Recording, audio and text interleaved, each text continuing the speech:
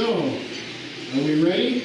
Yeah, ready, man. Okay. We got one man here who wants to say a few words about some petitions he has. You want to come up and take a minute? I'm nominating petition for Kimberly E. for the treasurer. She's been recommended by Jeff Wood, our outgoing state treasurer, and 4 other treasurers. And of course, it's just a nominating petition. Any registered Republican, I appreciate it if you sign it and pass it around. Thank you.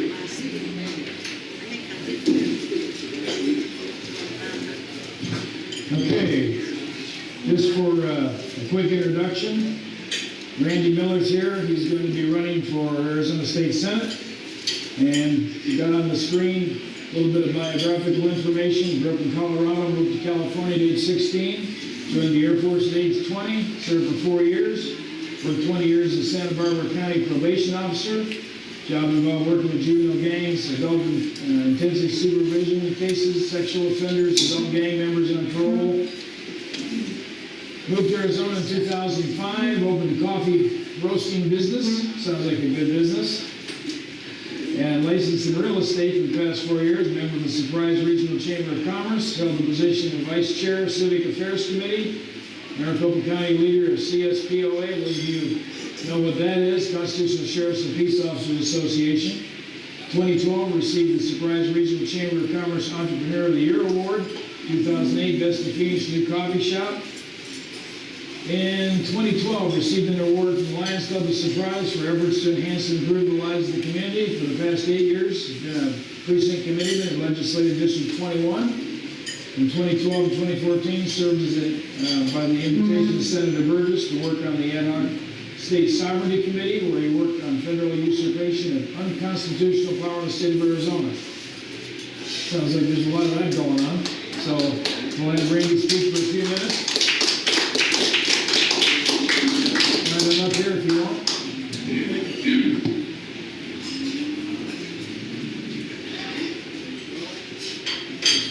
Thank you. I have a habit of not speaking real loud. I reached the age for the rite of passage classes to read.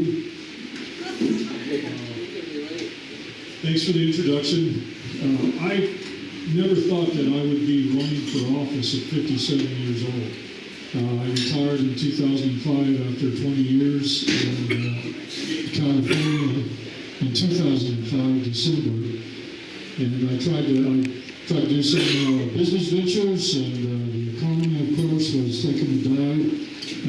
Got into politics early. Part of the reason my frustration became about is because I saw a lot of working with policies, a lot on the streets, monitoring people for courts, being a court hearing officer. Not a lot of the Constitution was ever discussed. When I went to the police academy before I went to the Air Force, they didn't talk about the Constitution. Just too close? Okay. Is that better? Okay. Anybody know Jean McGrath? If you're not eating the microphone, she tells you to put it closer to your mouth. So it's a habit. I only have about 10-15 minutes, so I'll get right into it. The Constitution, the state Constitution of Arizona, we have our own Bill of Rights. Article 2, Section 2 said, it's very short, very simple, but it's beautiful. It says that the power of government is inherent in the people. We are the government. The government derives its power from the consent of the government. Two things so far. The third thing is, what is the purpose of government? The purpose of government is to protect individual rights. That's it. Very short, very sweet, and that's what it is. Our rights are God-given. It's inherent. They can't take it away. They can't legislate it away, but that's exactly what our legislators are doing. And this is why I'm running against my opponent, because that's exactly what he has done, even more recently, where he voted against the right of people on school campus, particularly women, to defend themselves with non-lethal force. Tasers, pepper spray. So no, you can't carry that on school grounds. And that's ridiculous. That's one of our inherent rights. To life, liberty, pursuit, happiness, life, when you're jeopardized, right to defend that. The state constitution is very clear. The federal constitution, many of you already know because you've been to my meeting, CSPOA, which we have another one coming this Tuesday. I'd really like many more people to come because we talk about the Constitution, we address current situations and current issues, and say, okay, how does the Constitution deal with this? Or how does it line with the Constitution? The United States Constitution is a compact between the states. It's a contract. Each state is an independent, sovereign nation operating under international law.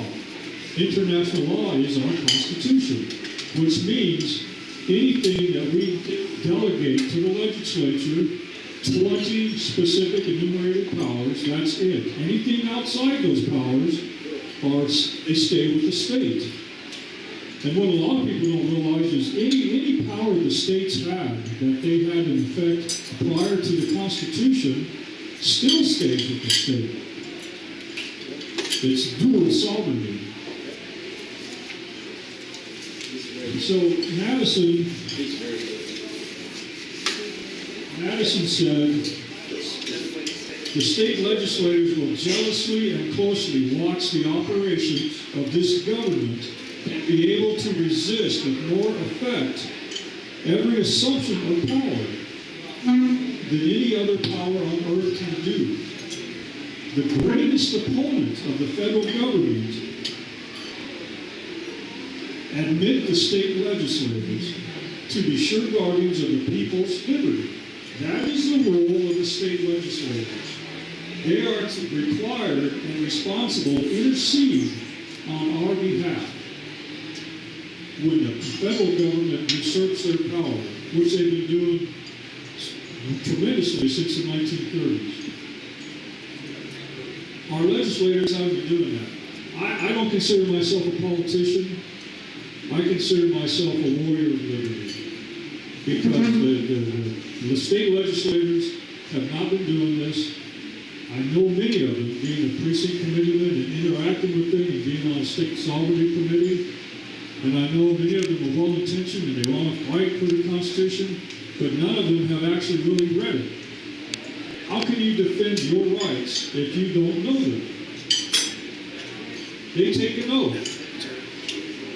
Article 6 of the Constitution says they list everyone, state legislators, federal, anyone who holds an office takes an oath of office.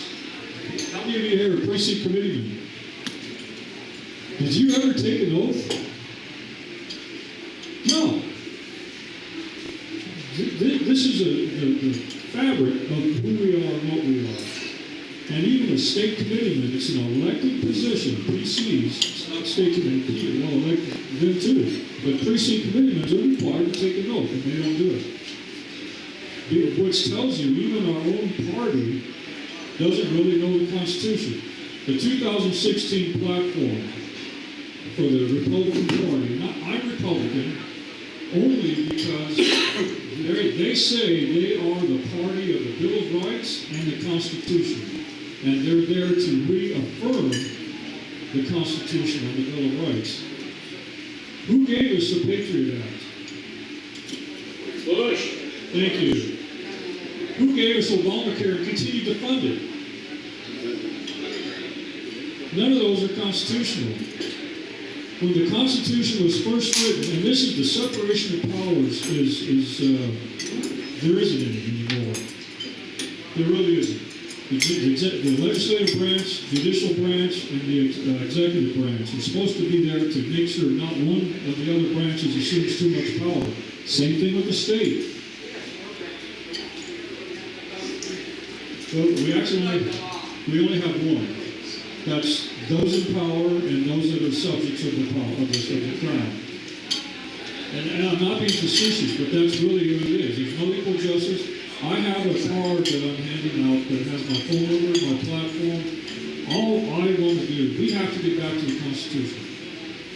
That is the only document that is, it's the basis of who we are and what we are. And it's the only document that we have. It's law. If we can't follow our law, how can we ask our legislators and elect those that don't know the law that governs them to write laws that govern us? That's why we got the Patriot Act. That's why we got Obamacare. The Constitution was written initially that it was, you would be taxed based on apportionment. You know what apportionment is. Apportionment is that they take the population of every state, and based on the population, the state would pay tax to the federal government to do those specific 20 enumerated powers only, and that was it. Then the 16th Amendment came along and said that tax will be based on your income, all income. Now, how can the Supreme Court say that, well, the Obamacare is constitutional because the government has the power to tax? Is Obamacare an income? No. Is it based on apportionment? No. It's based on taxing on something you don't have. It's illegal. It's unconstitutional. State legislators, and if I was a state legislator, I would be a voice to say, excuse me, but what the hell are we doing? This is not a power of government. This is not within the law. You will not tax or fine anyone in the state of Arizona. We will not adhere to this. Yes? All tax under the Constitution, all tax legislation must originate in the House. Correct. Obamacare, they call it a tax. Obamacare legislation originated in the Senate. Well, here's how they get around that.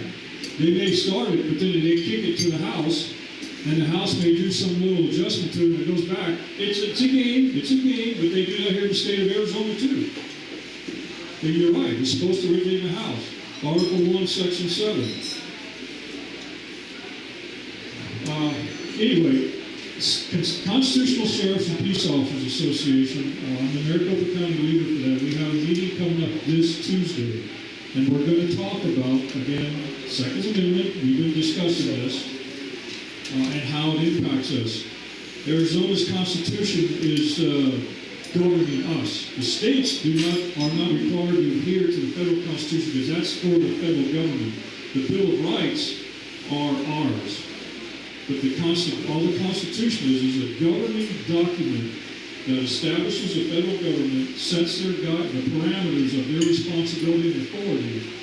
We have our own constitutions that protect us. Many things have gone on in Arizona that nobody's really aware of. The EPA is unconstitutional. It was established by executive order by Richard Nixon in 1970. It has no authority under the Constitution, and they come in and they want to fine the Navajo pumping station. They're in bed with the Sierra Club, which is a social justice group for the environment, and they fined $350 million to the Navajo pumping station because they were emitting, after they went through and retrofitted with sweepers and filters, they were emitting particulates that cannot be seen by the human eye that are blocking the view of the Grand Canyon. So instead of our state Arizona Corporation Commission interceding, or the legislators interceding and saying, no, EPA, you have no authority here to go away, they made an agreement with the SRP and APS that they'll shut down 2 of their pumping stations. One of them serves Nevada, one of them serves California. Loss of jobs, increase in your water rates, increase in your electricity rates. By an agency, it's an executive agency that has no authority. We need to get our state legislators back on board. Our people need to wake up because the power of government is inherent in the people. That's you. Where are you? Where am I? I can't do it alone. We all have to do it together. And the authority of government comes from the consent of the governed. If we don't act, we consent. And that's got to stop. Yes, ma'am. Sheriff Mack, it was going to be Rick Dalton, but he's got an event down in Mexico. Sheriff Mack, I spoke with him yesterday. He's the founder of the Constitutional Sheriffs and Peace Officers. He was going to come, but he's working on trying to get more students to the high school, and he teaches that. But we are going to have a representative from the Arizona Citizens Defense League. They're going to be talking about the school safety bill, which is a joke, that the governor wants. And we're also going to be talking about the Red for Ed movement, which is pushed by the socialist movement. I don't know how much more time I got. How many of you really understand Red for Ed? Know what's going on? Really? It's socialist movement, yes. But for our legislators and the governor, notice it's during an election year. Why didn't they do it last year? They waited for an election year. But for our governor and the legislators to capitulate and not address the real issue is an atrocity. I don't agree with it. Who writes the check for the teachers? School districts. Why are they not protesting those measly liberal school board members that approve the budget put out by the school superintendent every year? The school superintendent and the school board decides what they get paid, not the governor, not the legislator. The schools K through 12 get 42% of the entire state budget. 42%. Last year it was over $10.2 billion, and schools get almost half of that. That's the state revenue that they generate, not counting federal money. They also get, in my district, 52% of every property tax dollar. 52% of every dollar I pay in property taxes go to the school district itself. They get money from the state lottery. They get 0.6% or half a percent sales tax money that was just extended. So it's not a funding problem. There's no accountability at the local level. I'm going to propose legislation that the school district, number one, we've got 217 school districts. Several of those school districts have just a couple schools. And the average salary for a superintendent is $178,000 a year. They get car allowance, they get clothing allowance. Dale Plutnick makes $225,000 a year. One person. That's not counting all the principals, all the deputies, administrators that she has, and the benefits they get. And they get $176 million in their budget, and they got 8 pages on their budget. The first 4 pages are all zeros. So you got 4 pages that give a generalized breakdown of what the school district spends, and we don't know what they spend on anything. They have several departments. They have transportation, they have education, they have administration, they got building and maintenance, they got operations. They got positions for each one of those. They don't tell us how many positions do they have, how many of those are vacant. I know from experience, many departments hold vacant positions because it's a shell game. They say, well, we have these many positions, we've got to make funding. So when they say, well, we got to cut some positions, the positions they cut are been vacant. They're not losing anybody. So, but people don't understand this. So I have experiences and I have knowledge on this stuff that I want to bring to the state, and I hope that anybody here in LD21 or not sure, let me know. I have a form I can give you. Do I have time for a couple questions? Yes, ma'am. I think I was looking at the circus. It said there's 65 districts that have one school. And I think the bottom line of all this is, of course, political. They want a democratic government. That's the bottom line. Right.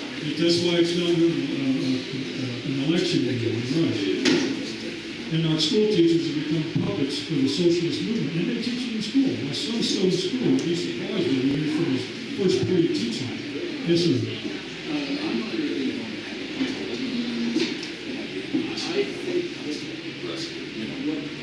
Could you speak up, sir, please? What we just did was we fine-tuned communism. This country, per the Communist Manifesto, is a communist country, and all the legislation is fine-tuned communism. We need to, I mean, we can talk all day about, it just, and it comes from our education. I grew up in Canby, Minnesota, itty bitty little town, but hindsight says I was taught communism. Nice. Brezhnev in 1952 said, "We don't have to take over America. They'll do it themselves with the destruction of their morals and their values and the loss of their Constitution." Well, he has his own real quickly. Did you have a question?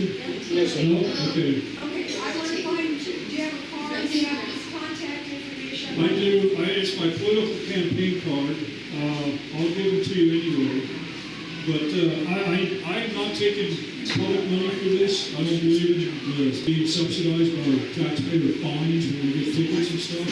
I'm taking donations. If you like what you see or hear and you want to give me some donations, I'd appreciate it. Even if you're not my district, it doesn't matter. Every decision made by any legislator affects the whole state. And we got to get people in there that are, number one, warriors for the Constitution, and getting rid of those. The whole Democrat Party votes in block with ideology. They have voted against every bill that protects your rights, and you have several representatives and senators, Rick Gray being one of them, who votes with them. That should be voting to protect your rights per our Constitution. Anyway, I do have a card. You're welcome to have it. And I'm going to give the microphone back because I know you're on schedule. Thank you.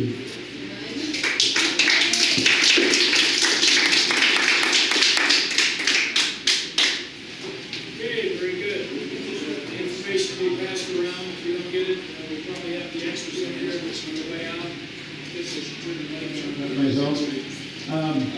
Our speaker is Staab, and a little biographical information. Work history, past 41 years, Allied Signal, U.S. Turbine Corporation, Rolls-Royce Energy Systems, Siemens Energy. Currently supports Siemens' worldwide customer base in the industrial power generation, oil and gas fields as senior field service engineer. Previous positions, aftermarket industrial engine program manager for Allied Signal Aerospace.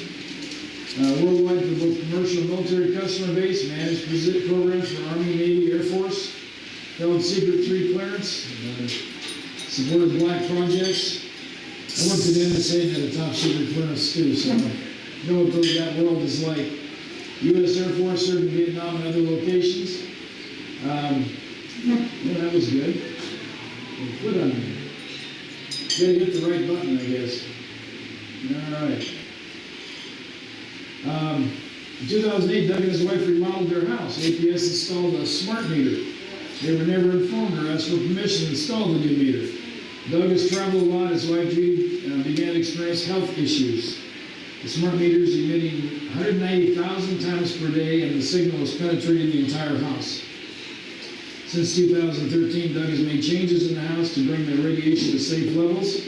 Since Doug is at the end of his career working in the corporate world, he's decided to provide EMF RF evaluation and solutions available by starting Electrosmog Consulting LLC. Doug recently completed an EMF Safety Solutions program, became certified in 2017 by one of the top schools in the nation. He's purchased top-of-the-line sophisticated equipment for that purpose, and he's looking forward to applying this to help people. So, please welcome Doug.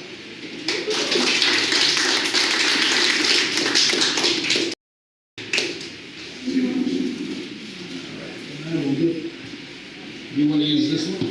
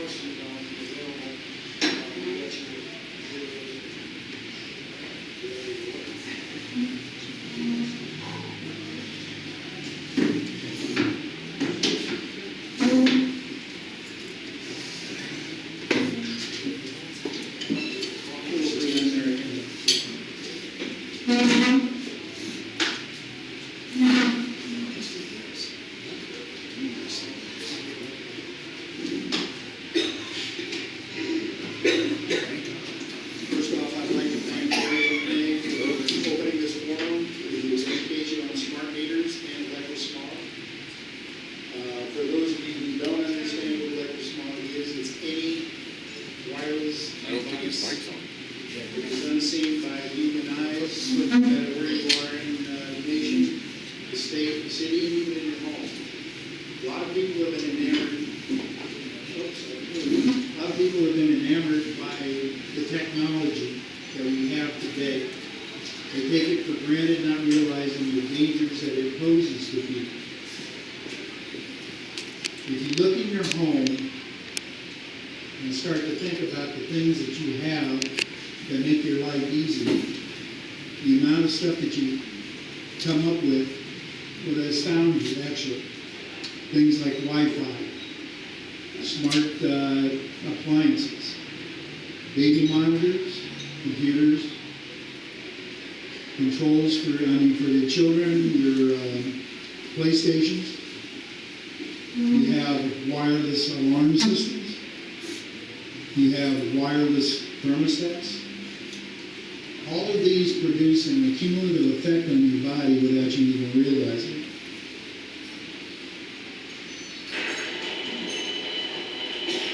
That's the amount of this is the amount of radiation in this room right now. This meter goes up to 1999 microwatts per meter squared. Right now I'm off scale. That's from all the cell phones that are sitting in here. Every one of them.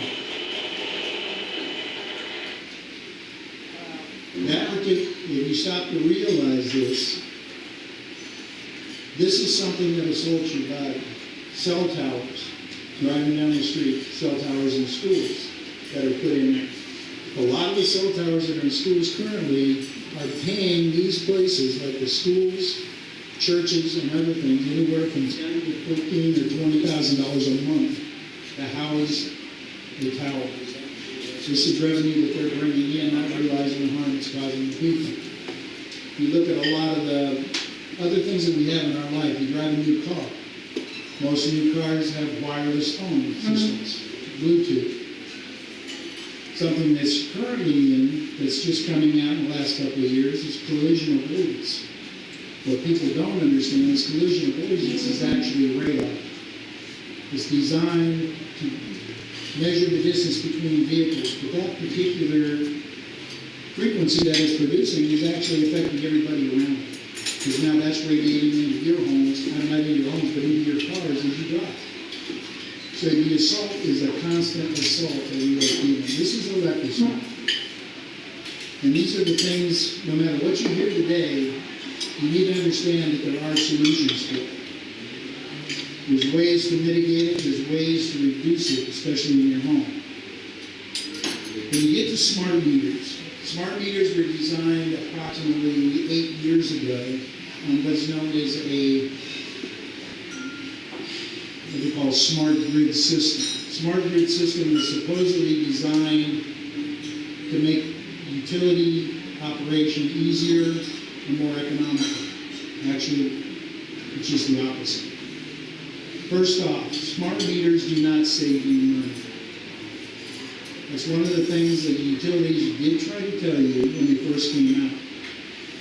Basically what happens is, if you think back, when you were growing up, the old style meters we had were electromechanical meters. Basically wired with just little gears and wheels that measured your electricity. The new meters, because they are a computer and a transmitter, take the current that you use on a daily basis and actually measure more precisely the usage. If you take a 60-watt light bulb, a standard 60-watt light bulb, when you turn that switch on, it may take 90 watts to get it to 60 watts. That's being measured. That's being charged to. The standard air conditioner, 14,000 watts, may take 20,000 watts to start. So you're going to see an increase in your bills. And most people have seen this on a daily basis. This is one of the things, it's a revenue generator. It's not for your benefit, it's for the utility's benefit.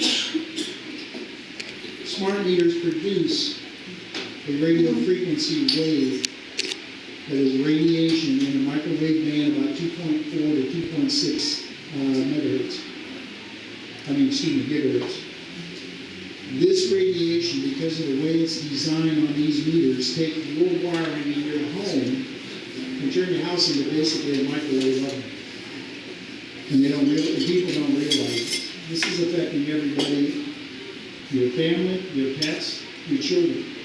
The location of your meter is a huge indication. If it's outside of a bedroom, like on some homes.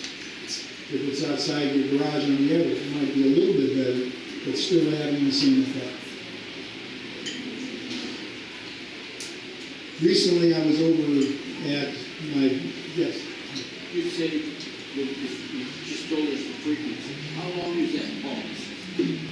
yeah, it depends on the meters. Standard meters actually pulse radiation, even though the utilities tell you in 6 seconds. What they don't tell you is all these microbursts operate between 9,600 and 190,000 plus times a day. Hang on a second.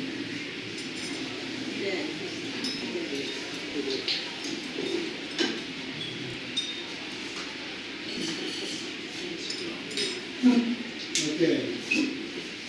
A lot of the medical issues that you may be experiencing are not in your head. There's a lot of people that have been visiting their doctors with all kinds of medical conditions, heart palpitations, tinnitus, ringing in your ears, dry eyes, headaches, anxiety, depression, insomnia. That's just to name a few of some of the things that you're actually going to be experiencing. It's not in your head. A lot of people go to their doctors and they can't figure out exactly why they're feeling it. And the doctors can't find a reason for it. Just because of your smart, because of the radiation that's actually penetrating your house and your home.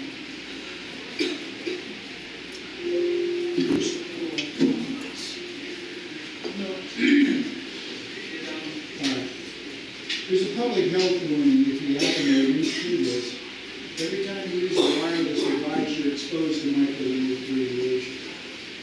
One of the things that people don't realize when you go to buy a cell phone, you can buy your cell phone, and the only thing that people manage to read is how to work it, how to use your text, how to use all the features on it. What they don't realize, there is a small, obscure little part in the back of your manual that protects the phone companies and the service providers that says, keep your cell phones a minimum of 12 inches away from your head. Very well hidden. That you see everybody walking around like this, and then you hear about all these people with brain cancer. Well, you figure you're constantly radiating into your head every time you hold that cell phone up next to you. That same radiation is actually going into your body if you're keeping it on your body. If you keep it in your pocket, if you keep it up here, near your heart, that's affecting your heart. That's radiation that goes into your heart. If you're keeping it in your pocket, you may want that still. Yes. They're going to the 5G service that are now being stripped lower towers and the power. That is correct. That's coming from the towers directly through the community. That's going to be a lot worse. I'm going to show you here in a minute. I'm going to show you just a short portion of a video called Take Back Your Power. What you need to be very cognizant of when you watch this short portion of it is the start of the video. Look very closely at the facial expressions on the judge. This is not a staged event. This is an actual court scene that takes place in a court. This is between a utility, a lawyer, and 5 judges. How much radiation comes out of a landline on the telephone? Landline, no radiation. That's, yeah. So if you consistently try to better your health, will that in effect kind of fight the radiation? Say that again? If you are I became a wellness coach, so I'm a lot healthier than I used to be. But I'm wondering if you're like a healthier person, does that fight against radiation at all? Health has a tendency to be in your favor. However, you need to realize that the effects of radiation is cumulative. It's the constant assault that you're feeling on a daily basis, your smart meter, your smart appliances, everything you have, no matter what your physical condition may be. Sorry. No matter what your physical condition may be, eventually you'll be affected by it to one degree or another. Nobody is going to be safe from this overall. And if you can educate your kids at a young age, you're doing a lot better. Try to keep these things away from young kids. Try to show them the reason why you're keeping them. There are ways to mitigate a home, to make your home safe and your environment. The primary thing that you need to make sure that your apartments can be done the same way. There's ways to mitigate apartments as well. When they insist on doing smart meters in apartments, Apartments are a challenge for one reason, because normally when you go into an apartment, there's a bank, probably anywhere from 8 to 20 smart meters. But there's ways that you can protect yourself even in those conditions. One of the things that I have done. I don't have any of that smart stuff in my house, so That's just good. the smart meter that might be there on, I don't know. Yeah. But people that do have it or are assaulted by it, there are ways to actually mitigate it. One of the things that I have been doing since I've gotten into this is to find ways that people can do things economically. A lot of the solutions can be pricey, but then again, you have to ask yourself what your health will be. So, as people can take the steps to actually do it one way or another. And I do fully realize there are a lot of people that are living on fixed income, so I look for better solutions that don't cost people as much. Let's see.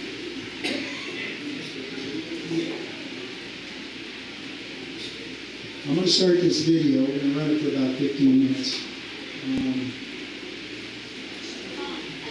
I'd like you to watch real close, like I said. Pay very close attention to the first portion of it where this court scene takes place. Is it possible for you to email your presentation to us? Yes. Yes. You mentioned the packets. Yeah. We also have a packet that, for those of you who are interested, that you're going to be free to take at the end of the presentation before you leave. It has a lot of extremely good information in it. There's a section in there called Smart Meter 101. That's an excellent site that gives you a lot of good information on smart meters. And I'll be quiet while this runs.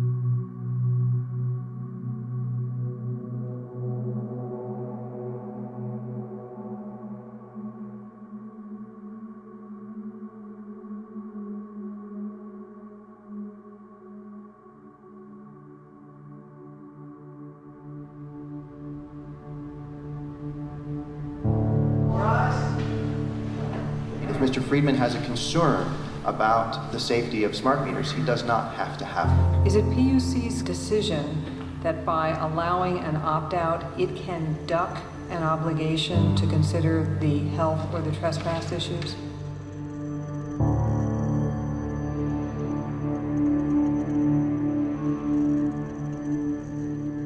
Your Honor, all of these issues were before the Commission in the earlier proceedings. The Commission had a proceeding on this and But it made a didn't determination. decide any of those issues. No, Your Honor, the Commission did not. The Commission, in fact, declined to do the analysis to make the decisions about health and safety. The remedy for all of the concerns in those proceedings was to offer an opt-out. How about the members of the public that are not opting out? Isn't it the Commission's responsibility to look out for their health and safety? And to make a judgment as to whether they're being unreasonably exposed to RF? Your Honor, nothing in the world can be made absolutely safe. So are you admitting that they're not safe? Is it the PUC's position that these are safe enough?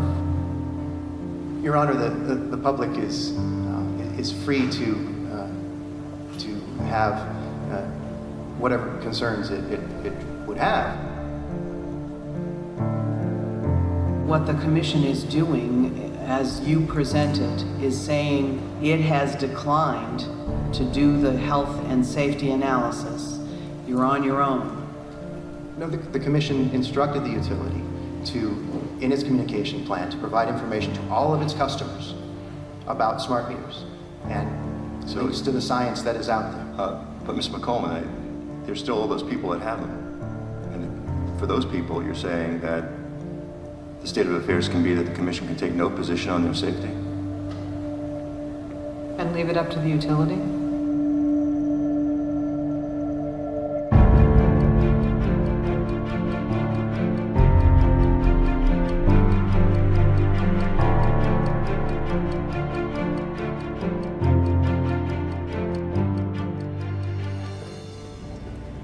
About a year ago, a good friend of mine got ill, and there was no apparent reason why. And then she realized that her electric utility had installed a new digital smart meter, a wireless electric meter, at the same time as she got ill. As I looked into it, thousands of people have had the same experiences. So I wanted to figure out, is this really happening? Are people truly getting sick because of radiation coming from electric meters? I grabbed a camera and interviewed as many people as I could from all around the world to find out what's been their experience and what do they know.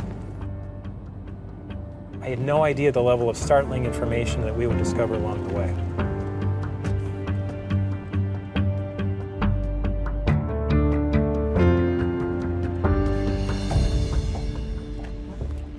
I was hearing this banging on the basement door, which is the door that leads into the hydrometers that are in here. And so I leave my bed and I come down here and I sit right here on the step and I'm like, okay, I'm gonna film this.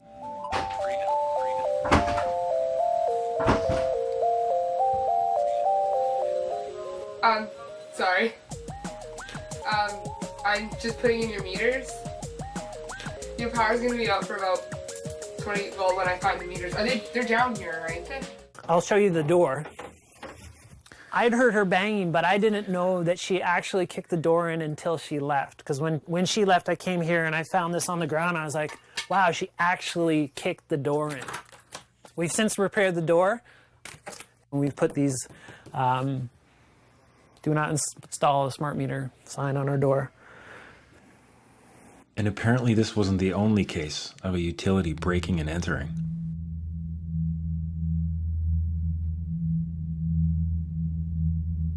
The morning the guy came in to change the meters, this had been shattered. He had taken a deadbolt cutter and cut up our chain and basically pried their door open and walked right in here. And when he left, the chain was laying on the ground and it was broken. The lock was broken also.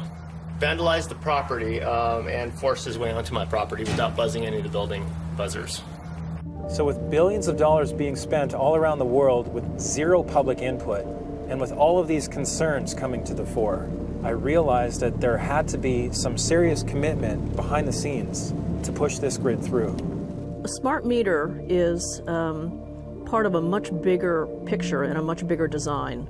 A smart meter is really just the attachment that goes on an outside of a home or a business.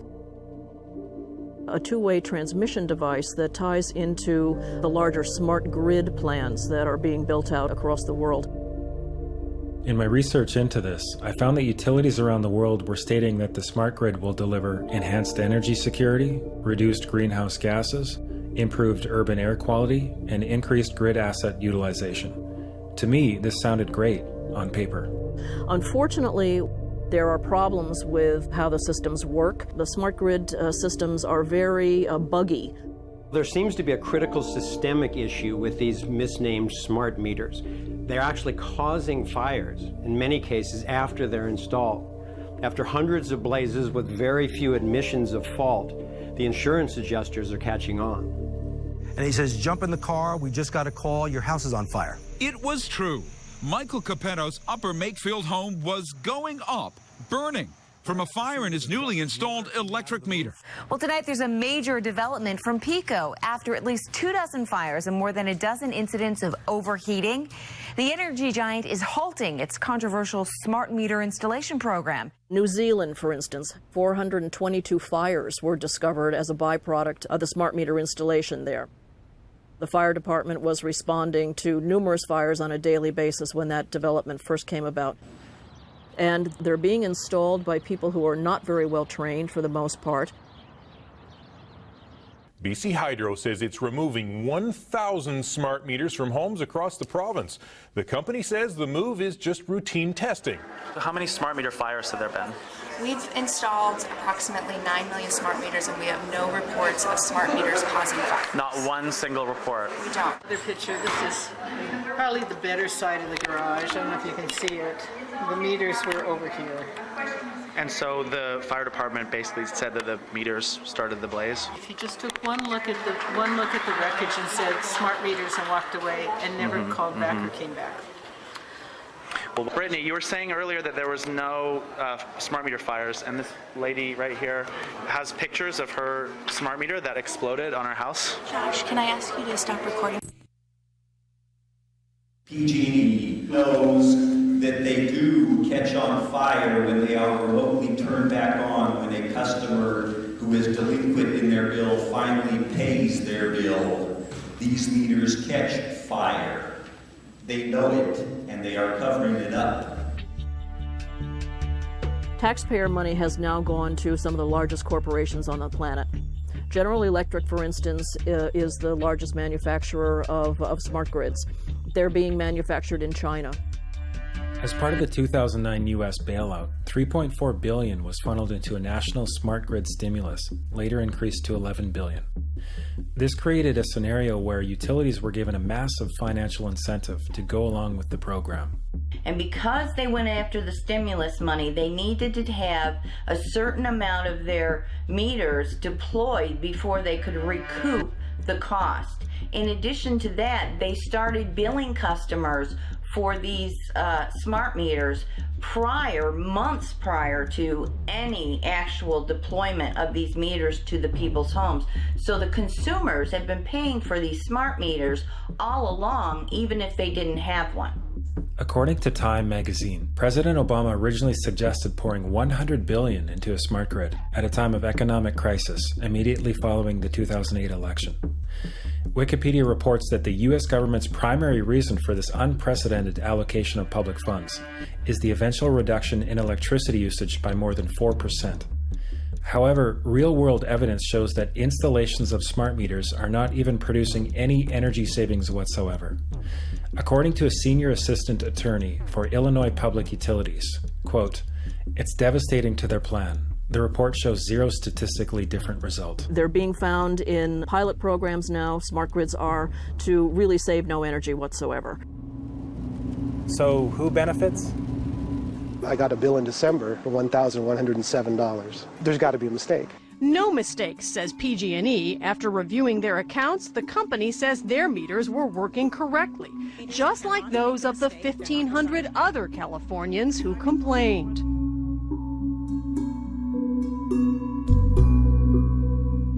Consumer advocate Mindy Spat says that still doesn't explain something else. Customers with the smart meters claim that their energy usage has inexplicably risen since the meters were put in. So in other words, it makes it look like all of a sudden they're using twice as much energy as they used to use. Exactly. An experiment by some students at Stanford is raising new questions tonight about the accuracy of PG&E's controversial new smart meters. People all over the state have been complaining about inflated bills. 7 on Your Side's Michael Finney is here now to tell us more about the students' experiment. Like so many others, these students' PG&E bill went through the roof at just about the same time their new smart meter was installed.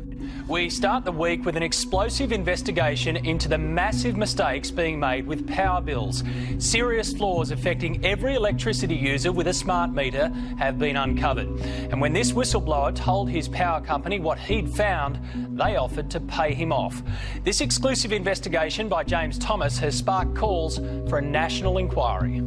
Why is it that in Ontario, California, Texas, Australia, all these other jurisdictions, the rates have been doubling and tripling, and this is a fact. And we are told that the bills are going to stay the same, it's actually going to bring the bills down, it's going to be more efficient, and all these things. Then when the bills go up, all these denials start to come in. Well, actually, you were just using more energy. The best one that I like to hear is actually the meter's more accurate. These cost increases from widespread systemic inaccuracies of smart meters are separate from the additional cost increases, which will be based on time of use. It's all about money. We're going to be charged for time of use one day. It's coming. The result is that people that are reducing their energy usage are actually experiencing their energy costs going up rather than down. This is the irony of the situation. But hang on a minute. Isn't the whole point to lower electricity bills for everyone? I mean, what we're seeing so far with increased bills has to be just a bump in the road, doesn't it?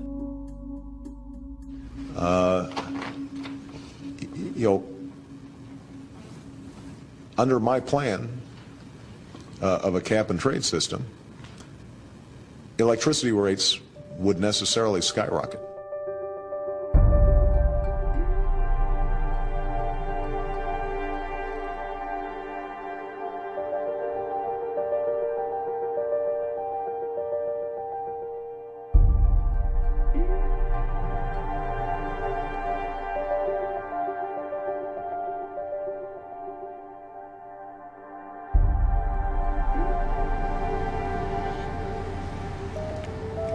The next thing I started to hear about was how this worldwide smart grid program was making the entire power grid vulnerable to cyber attack.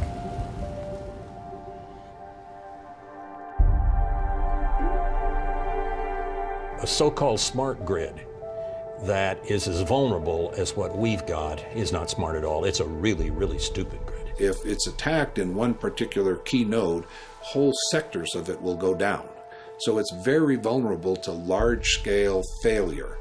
When you have a decentralized grid with a network of microgrids, where people are both producers and consumers, you have effectively made the grid much, much more secure. The vulnerabilities of the internet are now being transferred to the importance of the power grid. Without 100% assurance that the internet or that connectivity is safe, we are bringing the potential to take down the power that runs this nation.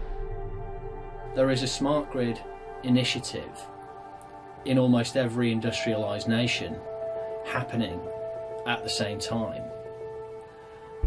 And what that provides is the potential for disaster to happen on a catastrophic scale.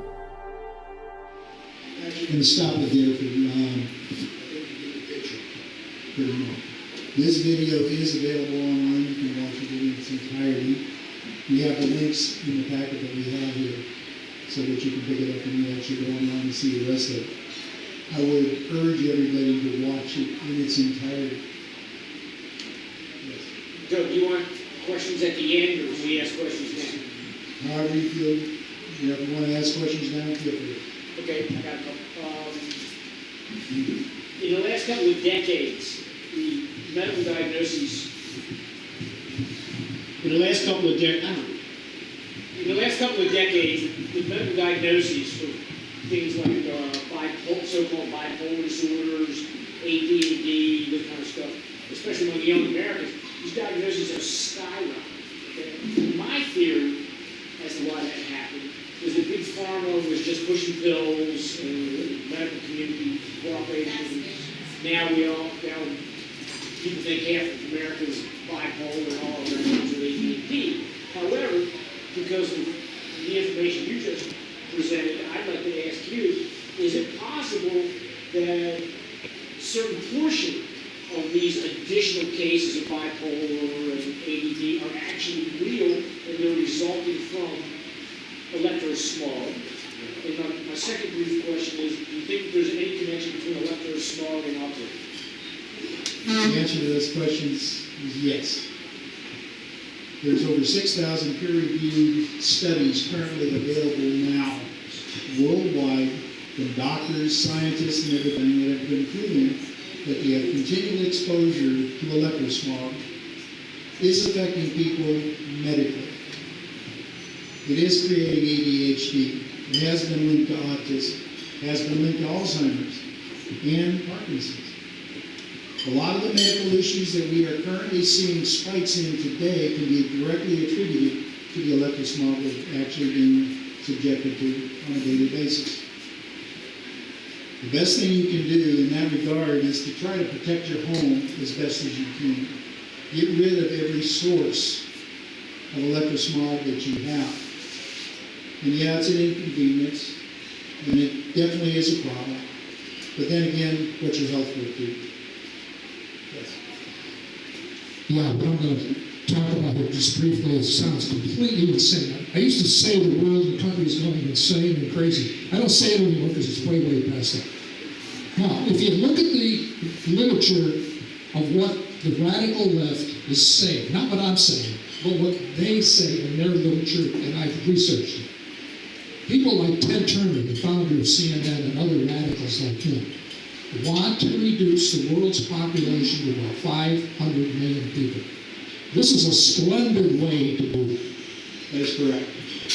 It's a soft kill, and it's a slow kill, and people don't even realize it's happening. It's like the old adage of throwing a lobster into a boiling pot of water, or putting a frog into a pot and then turning the heat up. Same difference. Yes. Here's kind of what Chip was suggesting. I was a long time.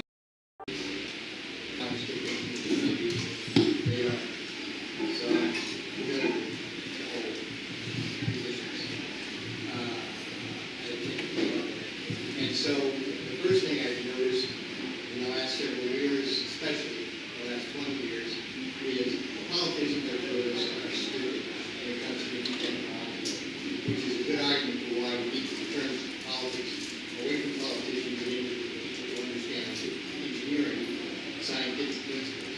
This is a major problem and issue in our society. It's a real one. We're not going to get rid of this electrosmog, but we'll get rid of a lot of it and get technically sophisticated people in government. Second observation, you can demonstrate the truth of what you're saying very easily to everyone by going to suggesting that they go to a national forest, get under a tree, a big tree, in the middle of nowhere, and just spend a couple hours there. And they're going to realize, oh my God, a lot of attention, my mind is just free. Oh my God, man, does it feel good to sit here and breathe this air? Or if they're by the shoreline of the ocean, it's a great grounding experience. You get out there, you sit next to the surf, and within 30 minutes, the inflammation and the tension and depression resolves away. And you begin to feel, oh my God, this is really great. You're having a great afternoon. This is the load that they have removed themselves from their body by getting out of the urban complex with all of this chemical pollution. And it works. Yeah. And it works for everybody. You don't have to believe this. No, it's actually scientific. Believe it or not, your frequency is 7.4 kilohertz. Your body frequency, 7.4 kilohertz. Same frequency. You can walk out into your yard. If you don't have underground utilities running through it, get out there barefoot. Stand there for 10 minutes and see how you feel. It's called earth grounding. It's actually a physical science and it does it. Yes. I wanted to tag on to what Pat had said about the big pharma and the electrosmog in conjunction with each other. Do you know of any studies where they've connected, the Ritalin and all these other big pharma that they're putting in with a correlation of people that have the electrosmog in their home, the cell phones and so on and so forth? The body could probably handle one of them, especially the really bad cases with these kids, but it probably can't handle both of them. I just wonder if there have been any studies in that way. There's a Gina Loudon is probably one of the better ones. It's a doctor that's done a lot of studies. The approach that you're seeing is basically a two-pronged approach. by not only big pharma, but by big industry, utilities. I'm going to digress just for a moment, and I want to talk briefly about how the utilities say these are safe. They rely on a company called the Electrical Power Research Institute for all their studies. And they fund it. Exactly. If you go online to the Electrical Power Research Institute, it clearly states that their membership is all of the utilities, transmitting device manufacturers, government, the whole 9 yards. None of which is going to give you the truth of what's going out there. That's why there's over 6,000 scientists and doctors that have peer-reviewed studies that have shown that everything that you're being told is not the truth. The other thing that is extremely interesting is that all of this information regarding smart meters, as far as their safety goes, falls under the FCC Part 15 and the IEEE. These are standards. That's all they are. But what you don't understand is all these standards go back to 1946 when radar was introduced to the nation and the country. This was based on thermal heating of tissue from people who are around radar installations. Does not take into effect and has not taken into effect all of the electrosmog we're being subjected to at the frequencies that we're being hit with. The difference between this is what they call either ionizing, which is like your radar, your X-ray, your scanners at the airport. All this is what's called ionizing radiation, and it's based on thermal heating of your tissues. That's why when you go to have an X-ray, it's only for a fraction of a second. But that still affects you on your immune level. That's why the people that go through radiation treatments wind up so sick, and their immune system becomes compromised. Doug, earlier you mentioned there's no electrosmog coming out of landlines. Right. How can that be when you still have a little bit of the electronic stuff going on to produce sound? How can you not produce electricity? There's a minor amount of electricity, very small electrical impulse used on a landline. Different on a remote phone. This is what people don't realize. Your remote phone is operating in the same frequency range as a cell phone. What you don't understand is that base station and your remote phones are transmitting 24/7, 365. If it's next to your bed, it's right next to your bed. It's affecting you. They constantly radiate. Whether you're using them or not, they're always radiating. And this is something that will affect you as well. Yes? Doug, what can you tell us about safety in terms of defending with such things as a Faraday cage? What? A Faraday cage. Faraday cage is basically a metal cage that was designed by Dr. Faraday, but he found that if you surround yourself with a metal cage of fine, small diameter, that you will not be affected by any RF radiation. You mean David Faraday from like 100 years ago? Yes. I've had an aluminum hat. Believe it or not, aluminum hats do work.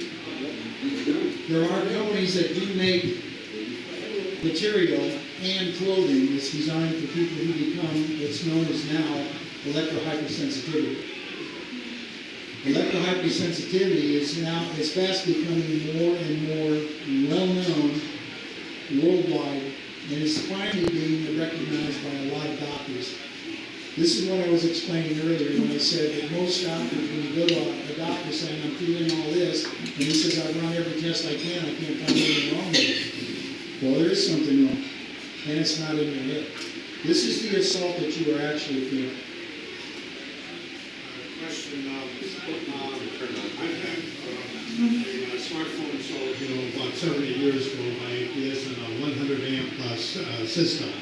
Maybe a hurting problems here in Arizona with the smart meters with APS and installed in the project. Any problems here locally? The only way I can respond to that is by saying, if you go back to the analog meters, those meters have been unused for over 100 years. They go on your house, they never come off. The last 7 years, they have been, most smart meters have been replaced at least twice by both SRP and APS. They have gone from a quarter watt of output power to what the current latest in gears are 3 watts of output power. They've ramped it up that much. How many people here wake up around 3 or 4 o'clock in the morning? That's because that's when they do a data dump. They ramp up the power on your smart meter. And when they do that, your mind has something in it that is designed to wake you up when the sunlight comes in. It is actually governed by something called tryptochrome behind your eyes. When the sunlight comes up or when it starts to get daylight, the tryptochrome is actually tripping behind your eyes and it starts to say, hey, it's time to wake up. Because of the frequency that this is hitting at and the frequency that it goes, at the power it goes, it actually trips off the tryptochrome behind your eyes. And that's what wakes you up. You're going, why am I awake? You know, I don't have to go to the bathroom or anything. That's what a lot of people think. Doug, what's the range?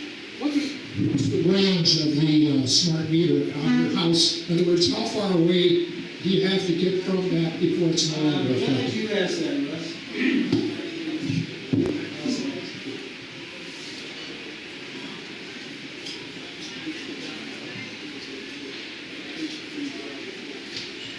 This is your smart meter communication network. Each smart meter will radiate 2.1 miles. And they have an overlap. So you go from what this is, where your small dots are your smart meters. The larger red dot is the radiation point. The blue line that you see goes to a collector point, which is what the ABS uses to get the information. Now you want to see what the neighborhood looks like? Here's your neighborhood. The good news is that you can do things to protect your home by getting your smart meter removed. If you get your smart meter removed and have it replaced with either an analog mechanical meter, which is highly recommended, sometimes the utilities will tell you they don't have them, which is a lie. Right? The other option is what they call a digital electric meter. Now, a digital electric meter is what we call a Generation 1 smart meter. The difference being is, on a Generation 1 smart meter, it needed to be cold. In other words, they had to come up with a handheld device in order to get the information out. It still required a meter reader. The Generation 2 is what you see here, which communicates constantly. When I told you earlier that these things are pulsing between 9,600 and 190,000 plus times a day, we're literally talking to each meter all the time. They're telling you everything that you're doing in your house. They're always constantly communicating. And several times during the day, we'll drop the information up to the collectors. At 3 o'clock or 4 o'clock in the morning, when most people are waking up for no reason, that's when they're doing a data dump where they're taking all the information from your smart meter and dumping it to a collector and sending it off to the utility. What's the range of Wi-Fi? What's the range of Wi-Fi? It depends on the frequency. If you go up to 30 gigahertz, it can be up to upwards of over 35 miles.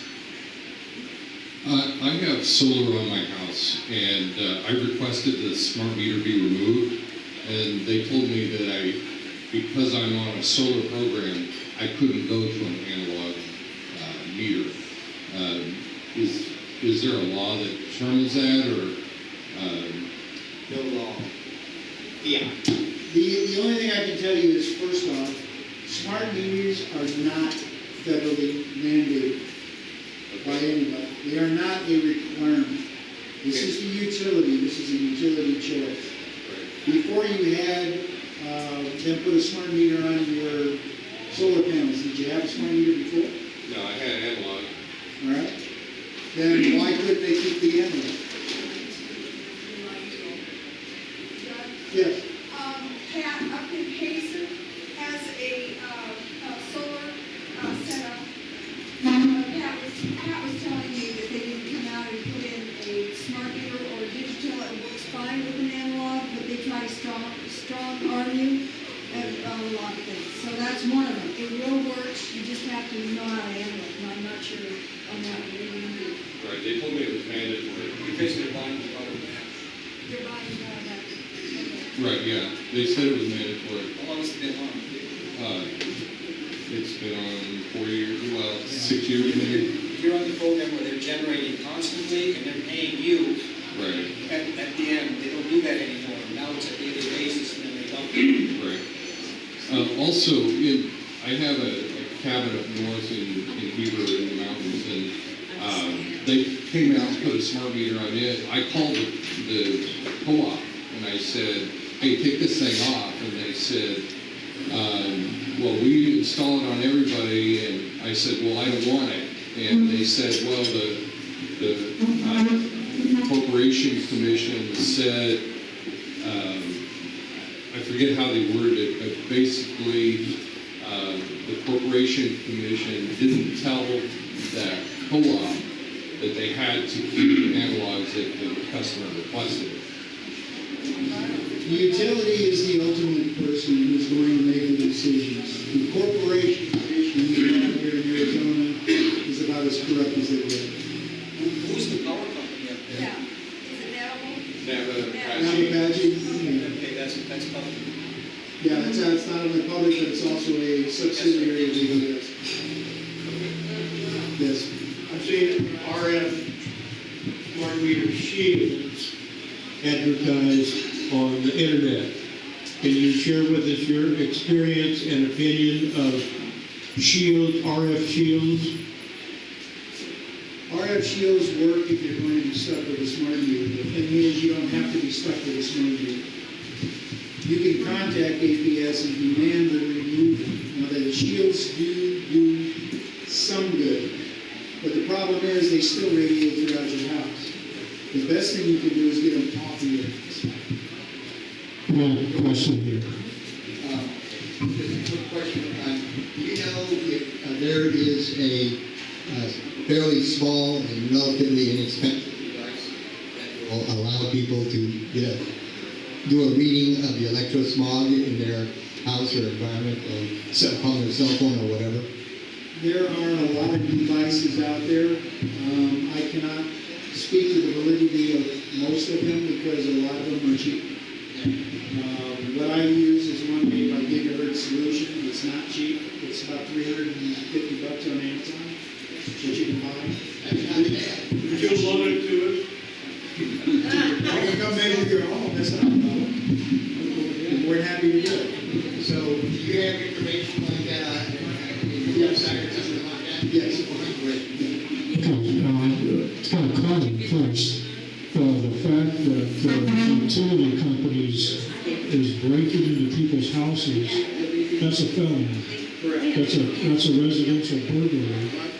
And quiet, please. Quiet. I don't understand why there hasn't been a bigger issue on that. I'm sure it's not happening as prevalent as people think, but one or two times is enough that the utility company, through vicarious liability, those individuals are acting at the direction of them. They should be brought on charges. The other thing is he mentioned in the video that they're going to start charging you per use. That's coming. It already has. I've been switched to a program which is new, where they're charging me straight all day, every day, no more of that time period, 11 kilowatts, or 11 cents per kilowatt. But one day, they're going to take your highest usage and they're going to charge you for that one day of your highest use, almost $8.50 per kilowatt. So, based on the use that you have. If you use a lot, you say, oh, we got it here, we're going to charge them $8.50 per kilowatt for that day. And so now, I've been paying $65 to $80 just for that one day. And that's criminal. It is criminal. And I have 4 smart meters on my wall because I'm in a condominium complex. So all 4 smart meters for 4 units are on my son's wall. How smart is he? Well, he's smart, but we it was a joke. are allowing this. I mean, this is my other question to you. There has to be a way that groups like yours can come together and become advocates, legislators. I know there was an immediate legislators, but you can't, because they're the go-between these organizations and the people. You need to educate legislators. We need to get them on board with following their constitutional mandate, and we need to get them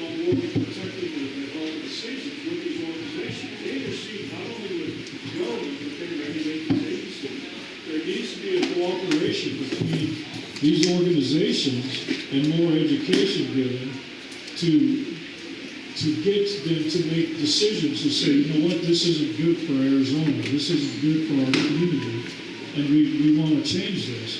But the information has to come from these groups, and there has to be a way that we can work together to say, hey, we need to get some advocacy to push back on these utility companies with all this information. I mean, it's absurd. Okay, there's two issues here. One of which is all of those rights have been relinquished to the Corporation Commission by Arizona Constitution, from what I have read. They basically take that particular portion of the regulation of utilities and moved it off to the Corporation Commission. The Corporation Commission, unfortunately, everybody they've got has been bought and paid for by the utilities. It has been proven out. There's people who have been fired. There's people who have been resigned in disgrace, more or less. On a pushback on that. All right. Our rights cannot be given to anyone. Legally, you're correct. They cannot accept that as, oh, okay, well, the Corporation Commission is giving your rights away to the big companies. That's ridiculous. And they don't have, we give them, power of government's inherent in the people, and they're governed by the consent of us. So for that premise to even be a thought is ridiculous. Agreed. And this is a pushback that needs to be happening as well. So I don't accept that at all. And I never will. I won't accept anybody saying your rights are going to be given to corporations and you're just going to do what they say. That's nonsense. But we need to get together and educate people that can push back in the legislature, pushing for some bills, and make sure that we don't have enough Democrats and Rhino Republicans are going to say, no, we like the money coming from them, we're going to keep it going. That's got to stop. But we need your help.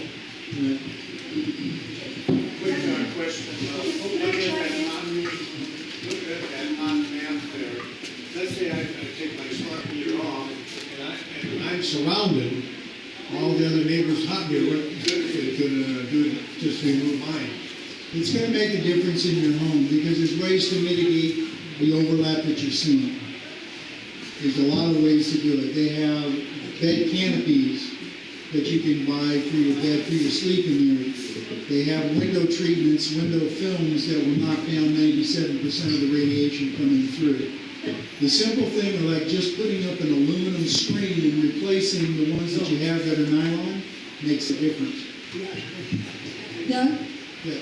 Just to address what Randy was just talking about, as far as getting the motivation going with our legislators, there's a 6-minute piece up there. We're making an impact. Everyone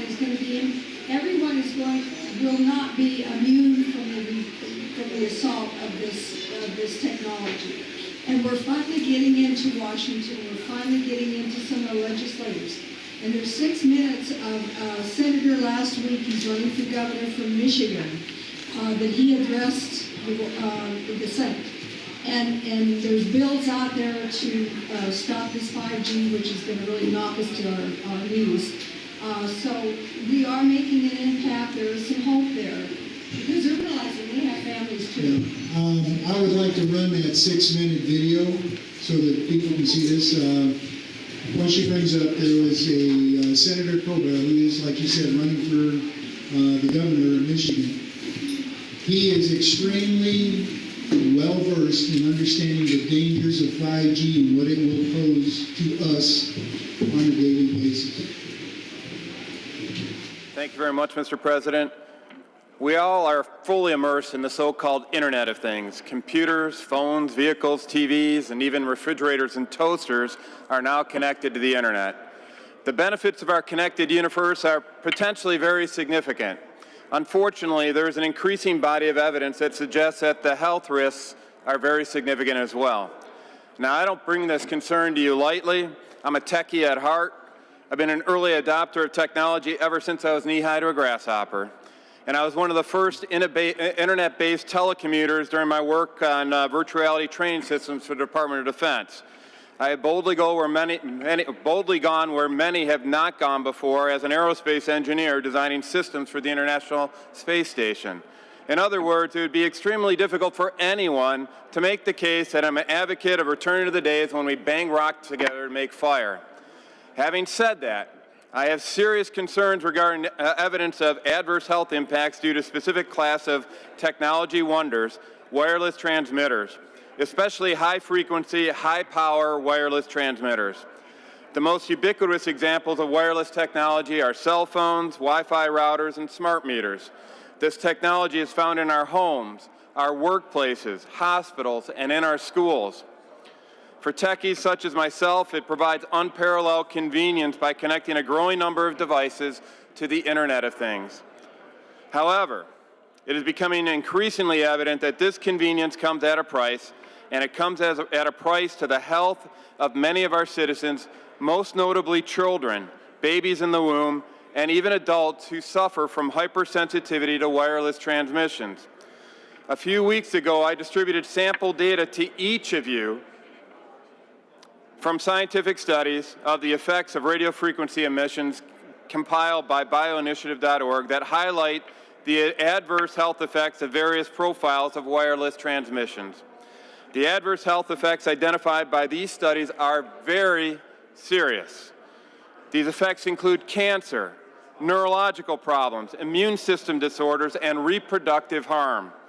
It has been demonstrated that radio frequency radiation can have adverse impacts at the cellular level, including harmful mutations of human DNA. Most alarming of all is that children are most vulnerable to these adverse impacts, including children in the womb of pregnant mothers. It is for this reason that Wi-Fi in schools represents a particularly significant health risk, not just for students, but also for pregnant teachers. Classrooms can have as many as one transmitter for every 10 students. Countries such as France and Israel have responded to these health concerns by passing laws restricting the use of Wi-Fi in schools. Yesterday, this body passed a suite of bills designed to protect Michigan's children. Today, we're proposing to do the exact opposite and put our children at increased risk.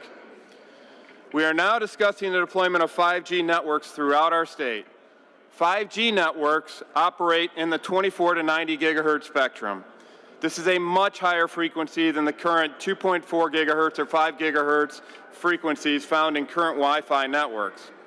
Can I have the noise level reduced in the chamber, please?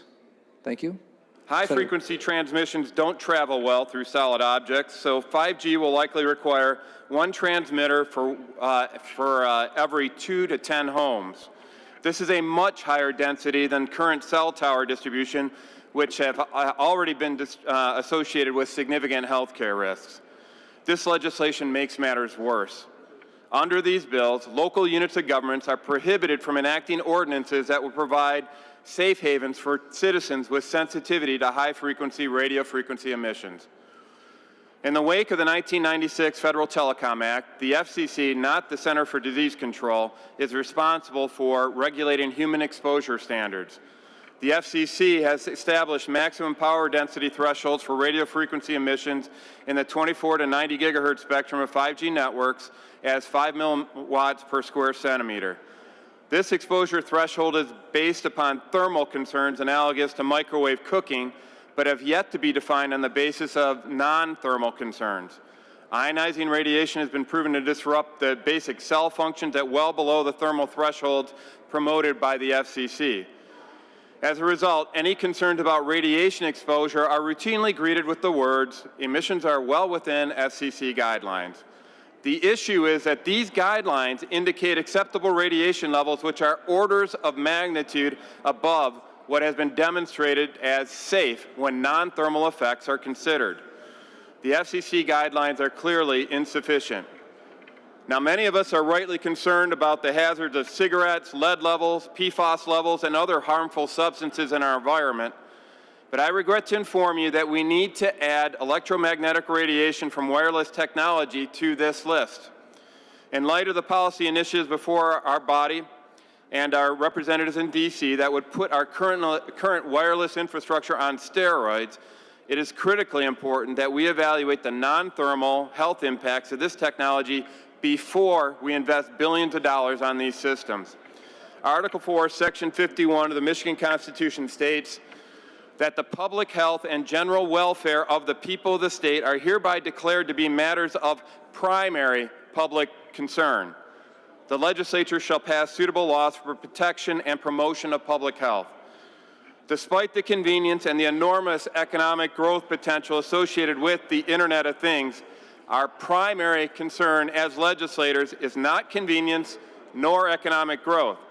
As much as I love technology, per our Michigan Constitution, the public health and general welfare of the people of the state are supposed to be our primary concern.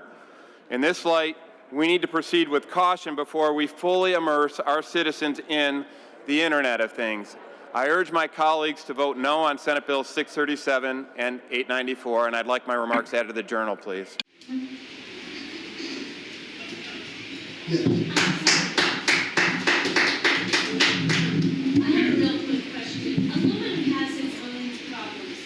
Aluminum has its own problems. Is there any other metal that you could use, like copper, for example? Copper will work as well. Okay, great. Yeah. I can get lots of copper at work. Smart is the new stupid. Anytime you say the word smart, run like that because it's stupid. The real issue here, if we're honest, what's really going on here is this government is so dang horny to know what's going on in your life now, 5 minutes from now, and 5 minutes ago. They're just obsessed with it. And that's why they don't care what the health risks are, they don't care what the economics are, they want to know what you're doing all the time. So I've had these stupid meters removed off several houses. It's easy to do, just one letter APS, they'll give you some pitch, and then they take it off. So it's doable. I've done it many times. Get them off and just get off this whole grid. Quit giving everybody your phone number. Quit doing every rewards program. It's all because it's so dang hot to know what's going on in your life. It's not American. It violates the 4th, 5th Amendment at least.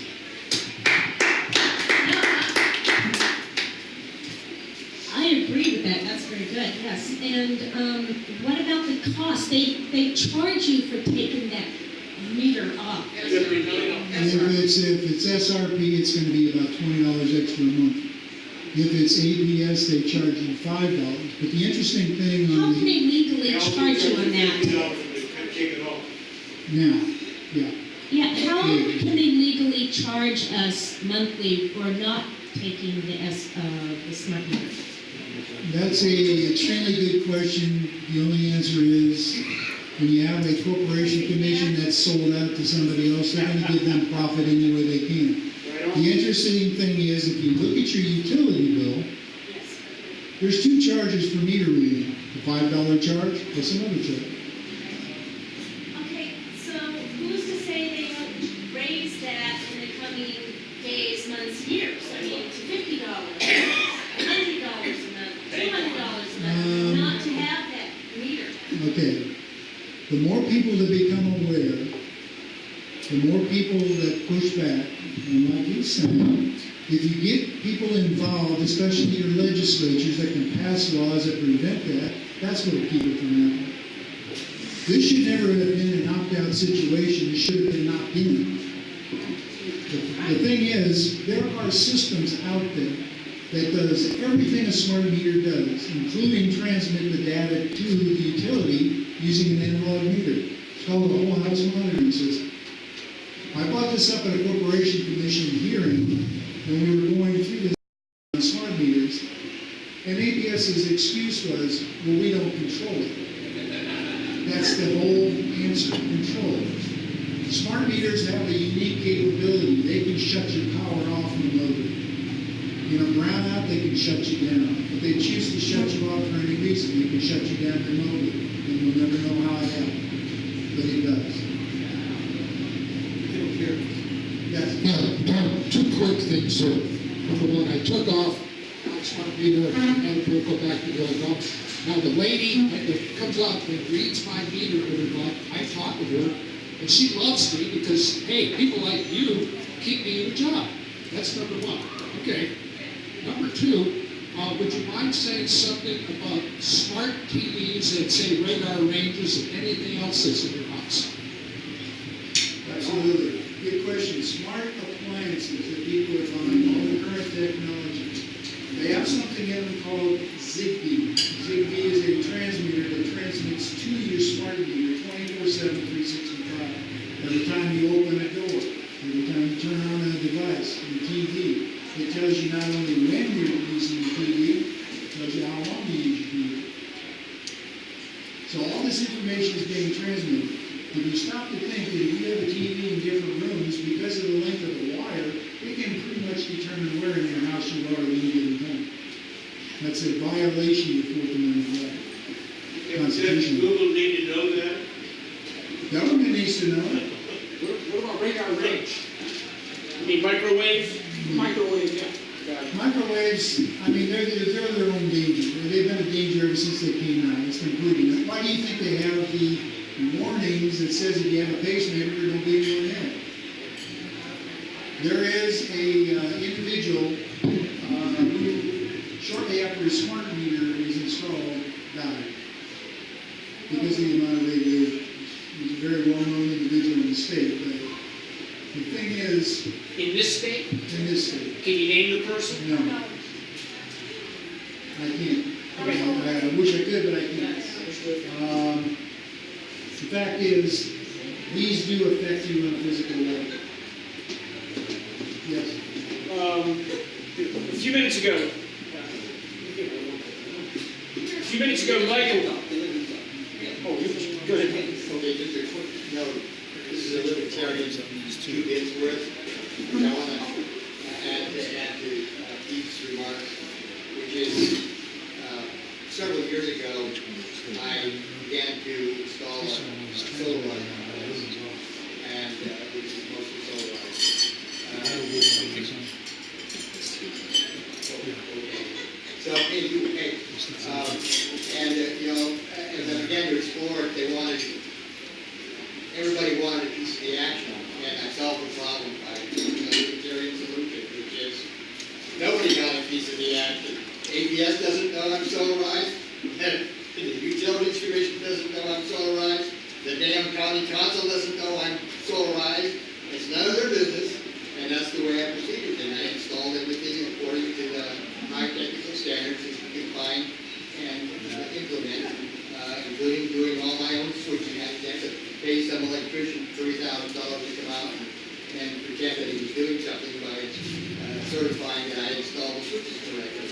So anyway, that's my 2 bits worth I'm dealing with this. And one other last point, it's not government that wants to know all of this. It's your utopian technologists who are trying to run the corporations that basically want all of this so they can learn how to manipulate us and our market behavior and treat us like cattle as to a maximum extent possible.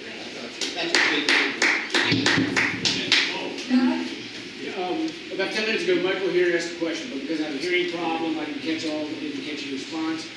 I think Michael was asking something about, is there some kind of a device that, in my mind, would be sort of like an electro-small sponge or magnet or an electro-small beacon device, something like that? Is there such a thing that would essentially help to prevent electro-small contamination by essentially trying to concentrate into something as opposed to going into your bedroom or your kitchen or something? Each home is different. Construction is different. The solutions are different. There's no magic bullet per se that one size fits all. That's the bottom line. You have to look at your home, how it's constructed, where you're catching your radiation from, and make the changes that will need to be made from there. One of the other issues that I haven't even touched on is the fact that these smart meters, because they're running on what's known as a switch mode power supply, are creating harmonics in your lines and your frequencies and your electrical outlets. Those particular frequencies at some point can reach a point to where they actually affect you on a physical basis, can give things like breast cancer and a few other things. These go through your whole house and can be mitigated away using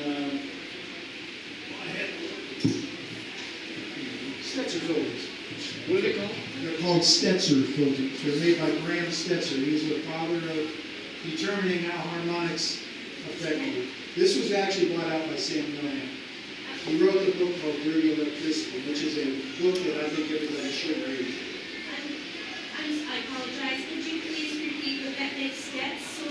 It's Stetzer's. S-T-E-T-Z-E-R. Stetzer what? Stetzer filter. It's in your packet. Now, what do we do with them? Do we put them on? Okay. Oh, we put them in our. You plug into your electrical outlets, but what you have to do is you have to be able to go through your home, determine exactly what you're seeing in Stetzer, what they call Graham Stetzer units or GSUs. Each one of your outlets is hooked up to a specific circuit breaker. Yeah, I understand. So each leg of that breaker might have a different frequency running through it on a lot of conditions. Could be the tightness of the wires, could be the type of the wires. But each one of these harmonics, what you try to do is bring it down to 25 or less. The lower you get it, the better off it is because it brings your frequency back to 60 hertz. Which 25 is what? 25 Stetzer units. GSUs, Graham Stetzer units. There is a meter that they sell that you can buy that actually you just plug it into your outlet, take the reading, find out where you're at. I've seen them as high as over 1,000. And that's because it could be anywhere from loose wires, on your electrical connections. A big contributor, unfortunately, is your dimmer switches. Dimmer switches. Yeah, because it is a device that actually changes the frequency by limiting the amount of electricity that goes through it. Those particular devices create a lot of dirty electricity in the home. How much do these little devices cost? To be honest with you, they vary. The best thing you can do is to go on to eBay. You'll find your best prices there. Depending on your home, this is what you need to understand. Your home needs to be checked. So just don't go out and buy these and start plugging them in because if you plug too many in, it can create its own problems.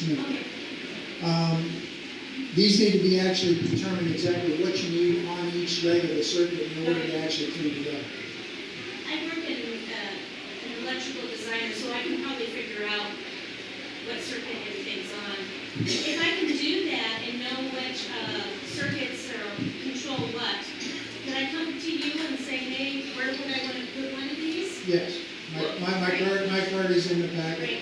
That's one of the things I do when I come to measure a home. I measure them for dirty electricity, the amount of radiation that you're seeing, the amount of magnetic fields that you'll find around your home from different devices. Most of your high magnetic fields, believe it or not, are generated from your refrigerator, your dishwasher, your stove. Unless you got a gas stove, that's a different situation. I'm tired of waking up at 3 o'clock in the morning. Most people are, yes. Yeah. As far as the Faraday cage is concerned, I know my house was built like in the 70s, and it has, on one side of the drywall is an aluminum foil, and the other side is like paper, that you can paint or whatever. So anyway, the question is, does that aluminum foil have to be grounded in order to be effective, or is it just the fact that it's on the drywall? Does that prevent, like my neighbor's smart meter radiation from coming through that wall? It depends on the density of the foil. They actually, believe it or not, the best foil that you can get to go on the back of drywall are solar blankets. Solar blankets, go down to a dollar store, you can buy them for $1. Go buy 8. You just get a little bit of spray and spray it on the back of sheetrock, put it on the back of that. Because it's a mylar, it will actually knock down about 97% of the radiation going through it. Yeah, Doug, what's the, as you drive down the street and you see these cell towers for the phones, what's the range of those things? How bad is the radiation coming from each one? Judy actually measured that coming down Cave Creek one day. She had the analyzer in the car. She turned it on, was driving down there. It's off scale. Yeah. They're off scale all the way down because you're constantly being over-radiated. She can probably best explain it. Well, I can't go down Cave Creek anymore. My head is killing me. But what churches and steeples, and they're putting these cell towers in the churches. Right. Could you speak up, please? Doug just mitigated a hall next to a church. They just put in a tower that people are being fried, all in that area. Yeah. So they're putting these, they get $20,000 a month. So they're hiding them now because people are catching on. They're hiding them in their steeples and some other palm trees. They're putting them in those. And some of them they disguise to look like trees. Yes. Right. Palm trees, cactus. If you go down the road, you see these ultra wide flagpoles. Those are all microwave trees. They're all designed out there to push it. Yes. I know you can't make any claims, Yes. but could there be an effect on the Santos fires? I can't speak to that. I don't know. It's a possibility because there are a lot of known smart meter fires that have happened. I mean, it could have been, that may have been the source. I don't know. I haven't seen the report on it. I couldn't answer that one. Yes. You mentioned earlier, you said get rid of your smart meter and get an analog mechanical meter or something else. I mean, it's Digital electric. digital electric. Yeah, the digital electric is actually what they call generation 1. Ideally is to get a mechanical analog meter. I say that simply because it does not pollute the electricity in your home. A digital electric meter does create dirty electricity, simply because it also has computer chips and stuff inside it. It has a switch mode power supply. It's not as bad as a smart meter, generation 2 and above, but it's still not as bad as a smart meter. So get the generation 1, not the generation 2. Right. Generation 2, like I said, in the last 7 years they've been changed twice by the utility. Here's something else, and one of the reasons why you're seeing smart meter fires. When you build a home, your utility panel is designed to have a meter installed. That panel is designed for a one-time installation. Once they pull it out and start putting stuff in, the lugs that these things lock into loosen up. And when they loosen up, guess what? They start creating an arc. When they create an arc, you get a fire. Yes? If I could relate my experience with smart meters, I watched when we had that freeze showing of Take Back Your Power. I came back, called SRP, and I said, do I have a smart meter? And they said, yes, it was installed in 2010. I hadn't been able to sleep in my bedroom. I go to sleep on the couch, no problem. I wake up and go back in the bedroom and be wide awake. So, the smart meter was on the back side of my bedroom wall. So Paul Harding came out and tested. Before SRP changed it, he made the readings before and afterwards. And the resulting drop in EMPs was amazing. And I was able to sleep in my bedroom that night. Plus, I get the privilege of paying $20 more per month for my electric bill. And then I showed it to my HOA community, and a lot of them have got their smart meters out because they were having health issues too. People are actually experiencing health issues, like I said earlier when I first started talking. The amount of health issues people are experiencing are astronomical. I'll give you a good example. A neighbor across the street, because where Jeannie's office was at, in our home, she was being constantly radiated from their meter across the street. So I went over to the side to talk to him about it. I went up to his door and I asked him if he was experiencing a list of several different health issues. His eyes got about as big as saucers. He said, my wife and I just came from our doctor. We all were both experiencing it and they can't find anything wrong. So I said, let me get something for you and I'll be right back. I went back and I got a complete list of the health issues that are created by smart meters. I handed it to him and I said, let me show you exactly where your problem is. I walked him out to the side of his house, put him on my analyzer, it was off scale. I said, here's your problem, and this is why your doctors can't figure it out. You're being constantly radiated in your home, 24/7, 365. Unfortunately, they decided to sell their home and move to the new home and have it built. One of the things that I did tell them is when you get your home built, make sure they don't put a smart meter on it. You mentioned the one you just, Catherine, I think is the name, what happened when she went in that room with the daughter. Oh. One of the clients I just visited, just wanted to mitigate her home and check it out. She is so sensitive that she breaks out in a rash, a physical rash. We were in her home, going through room to room, checking everything out, and making sure, exactly what the radiation levels were in her home.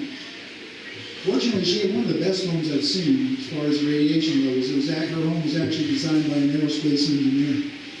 And he did a superb job. However, her husband's room, and she just lost her husband probably a year ago, had a Wi-Fi in it. The Wi-Fi was active. We were in that room no more than 3 minutes, and in 3 minutes her arms broke out, her torso was breaking out, and everything else. So we got out of the room, and within 30 minutes, her body had started to, the rash had started to recede. Just being in the vicinity, because she was so sensitive to it, she was breaking out in the rash. And that can happen to people. Yeah. If you're talking about Wi-Fi, if you have a computer at home and you keep it wired, Yes. Does that reduce? When you go wired or an Ethernet, you've eliminated the Wi-Fi source. It's one of the first things we did is to eliminate the Wi-Fi in our home in every aspect that we could. Anything that was Wi-Fi, we got rid of, we turned off. Remote phones, we got rid of, we went to wired phones. We thought we had everything out of the house. This is kind of a funny story because we did the best we could to mitigate it. We had a thermostat that was Wi-Fi controlled that we could control from remotely. We shut the Wi-Fi down on it. I thought everything was all hunky-dory. She happened to be walking down the hall, walked by the thermostat, and the meter went on stale. And I said, what the heck? I couldn't figure it out. Come to find out when I contacted the company, their particular meter, because it was Wi-Fi capable, also has Zigbee in it, which is transmitting to the smart meter all the time, giving your information on what your usage is, how you got your thermostat set, how often your air conditioner comes on or your heater. So we got rid of that and went to a non-Wi-Fi. Yeah, that was picking up from the neighbor's smart meter because we didn't have one. Right. Yeah. They're still trying to transmit and talk to us. Doug, is it fair to assume that while you're working on the computer, while a computer is on, that there's electric smog coming out of it? And if so, does that mean it's a good idea to turn your computer off as much as possible? What we have found is all electronic devices in your home should be shut down at night to cut down on the electric smog. What I recommend is what they call a remote switch power surge strip made by Belkin. Remote switch what? Power surge strip. Okay. One switch, you can look up his name, it's 3 to 4 power switches to it, and one switch will shut everything down at one time. One switch will turn it all back on. It's one of the things that I recommend, so at night when we go to bed, we shut down everything. Just one switch and boom, it's all done. Even the refrigerator? No. That's far enough out away from our room that we leave that on, obviously, for particular reason on keeping food cold. How bad is satellite radio compared to some other? Satellite radio is also going to produce its own field. It messes up my AM reception throughout the house. I have to unplug. As long as you can turn it off at night, you're fine. It's cutting the power to it. As long as it's not radiating through your home or sending a signal through your home, you're a lot better off. The more you can shut down, the better off you are. Any problem with hot wire with battery backup for CO2 and smoke detectors? Smoke detectors, battery operated, anything that's DC is not going to produce a fuel. What about a hardwired one that's... Hardwired, you're going to have AC current going through that. That's just a fact of life you have to live with. I mean, all the new homes have a requirement for it. They produce their own field, but a very small one. A power what?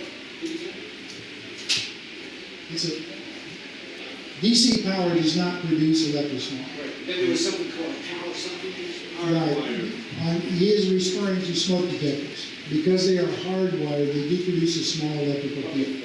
But the field is very small, considering that it's on a small detector. So it doesn't radiate in a large area. Those things remain on 24/7. Yes. Yeah, but we know that the power companies are saying that one of the reasons they're putting in smart meters is to reduce the cost of meter readers and other such things. But we also know that they can come up with just a smart meter. They have a copious amount of information they can require, they pick up from your so-called lifestyle. Is this something which comes from, say, George Orwell's 1984 type of mentality, which the government is using, can be used against us? Always. Anytime they have an information, it can be used. The thing about smart meters is the data is not encrypted. So, being that it's not encrypted, and you get a hacker that can hack into it, they can control your utility. They also have all the data they need to know about where you are in the house, whether you're there, whether you're not. They can break in. None of this data is safe. That's one of the biggest questions that they've had, one of the biggest problems. Because it's not safe, it's hackable. It's in the air. I mean, all this information is being transmitted and received. Light emitted diodes or LED lights, any problem with those? Yes. Big problem? They create their own field. The reason being is most LED lights operate off a transformer. They're going from 120 volts down to 12 volts. That's going to create a field. That's not a good thing. Now, they do have AC-powered LEDs. They're a lot more expensive. Compact fluorescent lights, get rid of them. Don't even have them. Nowhere. Well, you can't get rid of them. You have to take them into, what is the, it's down in Texas. IKEA has a place where you can drop them off. It's the only actual legal place that you can drop off a CFL. If you break a CFL in your home, you have to vacate the house for 15 minutes, clean up the debris with a HEPA-type vacuum. HEPA, H-E-P-A. Basically it's a filterized vacuum cleaner design. The mercury vapor is extremely dangerous. And all compact fluorescent lights are filled with mercury vapor. They can kill your pets easily if they break. They break in your own. The irony of this is with the dangers they know about mercury vapor, you don't find an MSDS attached to where you buy it. By law, everything that is designed that is unsafe should have a material safety data sheet, MSDS attached to it. If you break a compact fluorescent light in a Home Depot, they evacuate the store. They have to by law. But you don't see an MSDS anywhere when you're selling it. That's kind of fun. Now, this is a fluorescent bulb, is that? You know the little kick-tail lights? Yeah, I hate those things. Yeah, they're dangerous. Yeah, Don't have them. Most compact fluorescent lights, all LEDs except AC LEDs, are all operating off a transformer. Because they're operating off of the transformer, they're creating a magnetic field and an electrical field in your home, which is another form of electricity. Yeah, they'll last forever, but what's it doing to your health? Why do you think there's such a big push to get rid of incandescent bulbs? Anything that's going to affect your health, they want to get rid of. So incandescent is the way to go? Yes. If you can find them. You can still find them. There's a company out there called bulbs.com, bulbs.com. You can still buy incandescent. You can still buy incandescent at Lowe's and also at Home Depot and Walmart and a few other places, but you got to look for them. Everybody's trying to push the new technology. Stay away from it. You have to buy cases of the bulbs and keep them on in. That's what we do. That was Al Gore's group that, What's that? Al Gore's group. Mr. Gore Bull, yes. They talk environment, it's a sustainability garbage. They want the money. And it's not for our health. Whatever they're pushing is going to A little side note, the irony of this is that Al Gore's monthly utility bill is in excess of $20,000. So much for carbon footprint. Now, you just bought a big oceanfront mansion where the ocean was supposed to rise and drown everybody down the coast, and you just bought a big mansion down off the, I think it's in Florida. Now, when I was explaining earlier how much do these things pulse, it's a 24-hour period. That's the pulse rate of a smart meter.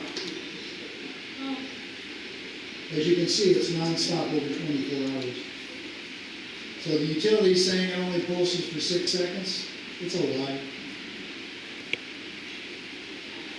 Non-stop. You had mentioned 2.1 miles, so there'll be north, south, east, west around your house. Correct. About 5 miles. Well, when you stop to figure that, depending on how close you are to your home, if you don't have a home that's got a long, a lot of property between it, or a lot of distance, then you're going to have the overlap. Even with the overlap, you can mitigate the amount of radiation from those meters out of your house. So inform your neighbors. Inform your neighbors, get active. The whole idea here is that when you walk away from here, you don't walk away and just keep the information you have. Become active. Get a hold of your politicians. Get a hold of your neighbors. Let them know what's going on around them. A lot of kids, a lot of homes and young families are experiencing all kinds of problems, but they don't know why. This thing actually affects young kids in a horrible way. Not only between what's going on in their home, but basically what's going on in the school that they're watching. Yes? Well, especially inside the brains. I got a question about if you meet or found any or have any correlation between electrosmog and so-called dementia. It has been linked directly to Alzheimer's, which is dementia, a form of dementia, just an advanced form of it, as well as Parkinson's. The slide up here shows the amount of radiation, even though this is actually governing from the cell phone. The one on the left is a 5-year-old child, how far the radiation actually penetrates into the skull. The one in the middle is a 10-year-old, and the one on the far right is a full adult. So people exposed to this, even though those are based on a cell phone, the same amount of radiation that you're receiving in the house, considering it's 360, where do you think it's going to the brains of kids? Why do you think that they have a onslaught of autism besides the vaccine issue, but they also have this issue? So would you recommend that people take smartphones away from children? I recommend that children never see a smartphone. Right on. All right. Fair enough. You've seen people that give their kids iPads. Their children have iPads. They have these Chromebooks. All these different things that kids they have. They put them in their lap. They don't realize that when they're doing this, especially for young females, they're basically sterilizing themselves. That's what's happening. You give a kid a smartphone just because it's got pretty pictures on it and looks something, you're basically killing a kid. Yeah, it's true. And they have an increase in breast cancers and everything else that are actually part of it. On Monday night, when Renee was trying to promote this at another group, the fellow said, Ron said that he couldn't read that because, in full disclosure, as a CPA, and he worked for the state of Arizona for a long time, and he's retired, but he was asked to do a study on the smart meters. And what he said was, his conclusion was, whoever pays for the study gets the result that they want, which is generally true. So that's why testimonials don't mean much of anything. That's when you brought that up about the utility companies. The question I have is, the research that you have is not paid for by anyone, right? Correct. That's about the best answer you could give to someone like that, saying, okay, so you're not on anybody's dime except your own time. And how many more people like you are there out there that can bring this to light? Not enough. Yeah, that have the qualifications that you do. I mean, I can go out and say it and reiterate what you do, or Russ can, or anybody else in this room can, but we have no credibility because we don't have any initials behind our names. and we don't have the work experience. It doesn't matter how true it is, but the fact of the matter is this is what we're dealing with, is this boatloads of cash from APS or all the other utility commissions to debunk everything you're saying, whether it's true or not. And it's I don't know if I'm on track or not, but that's, you know, that's I can't quote the card directly. Hang on one second, let me borrow one of these cards. One of the best statements I've ever seen on this card, We the People, says, consciousness does not grow from being told facts. It grows from the search for them. And it's the truth. You can't handle the truth. The Jack Nicholson line. Yeah. There are over 6,000 peer-reviewed studies done by doctors, scientists, everybody in the field that can come out, that have come out. This is worldwide. This is not something that is being done by people who have skin in the game or just trying to stop something. These are people that have actual concerns. You know, I heard about this 25 years ago. And writing, Tom Valentine used to talk about it, and Chuck Harvey used to talk about it. Even Art Bell mentioned it, talked about it a few times, and he was very popular in the radio program. And they were debunked as kooks and nuts and crackpots and crazies. Well, now we have 25 years of data. That's correct. And all of a sudden, you look at that 25 years of data and you say, well, these crackpots weren't such crackpots at all. I'll give you a perfect example. Look at the cigarette companies. How many years did it take to get to that point? All these people that said they were crackpots and idiots, and you're way off base. It's like talking about the prescription medication in the drinking water, in city drinking water. You know, the people that first brought that out 25 years ago were crazy. They were paranoid. Well, guess what? Even our government says, which maybe there isn't any in there now because they say there is. But the point being is that this stuff is, you're not pioneering anything, is the whole thing.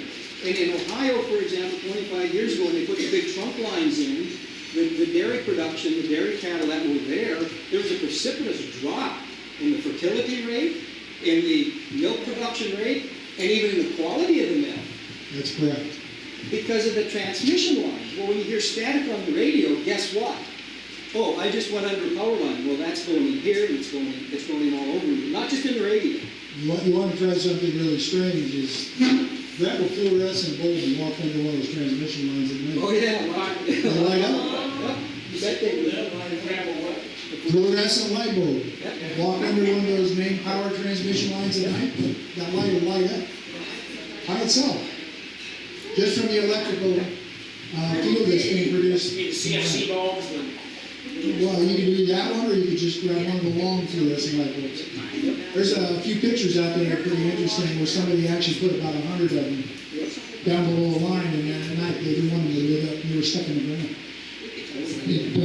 In your research, have you bothered to accumulate any data or information on the rise or incidence of things like cancer and other related things since this came into being? You had anything like that?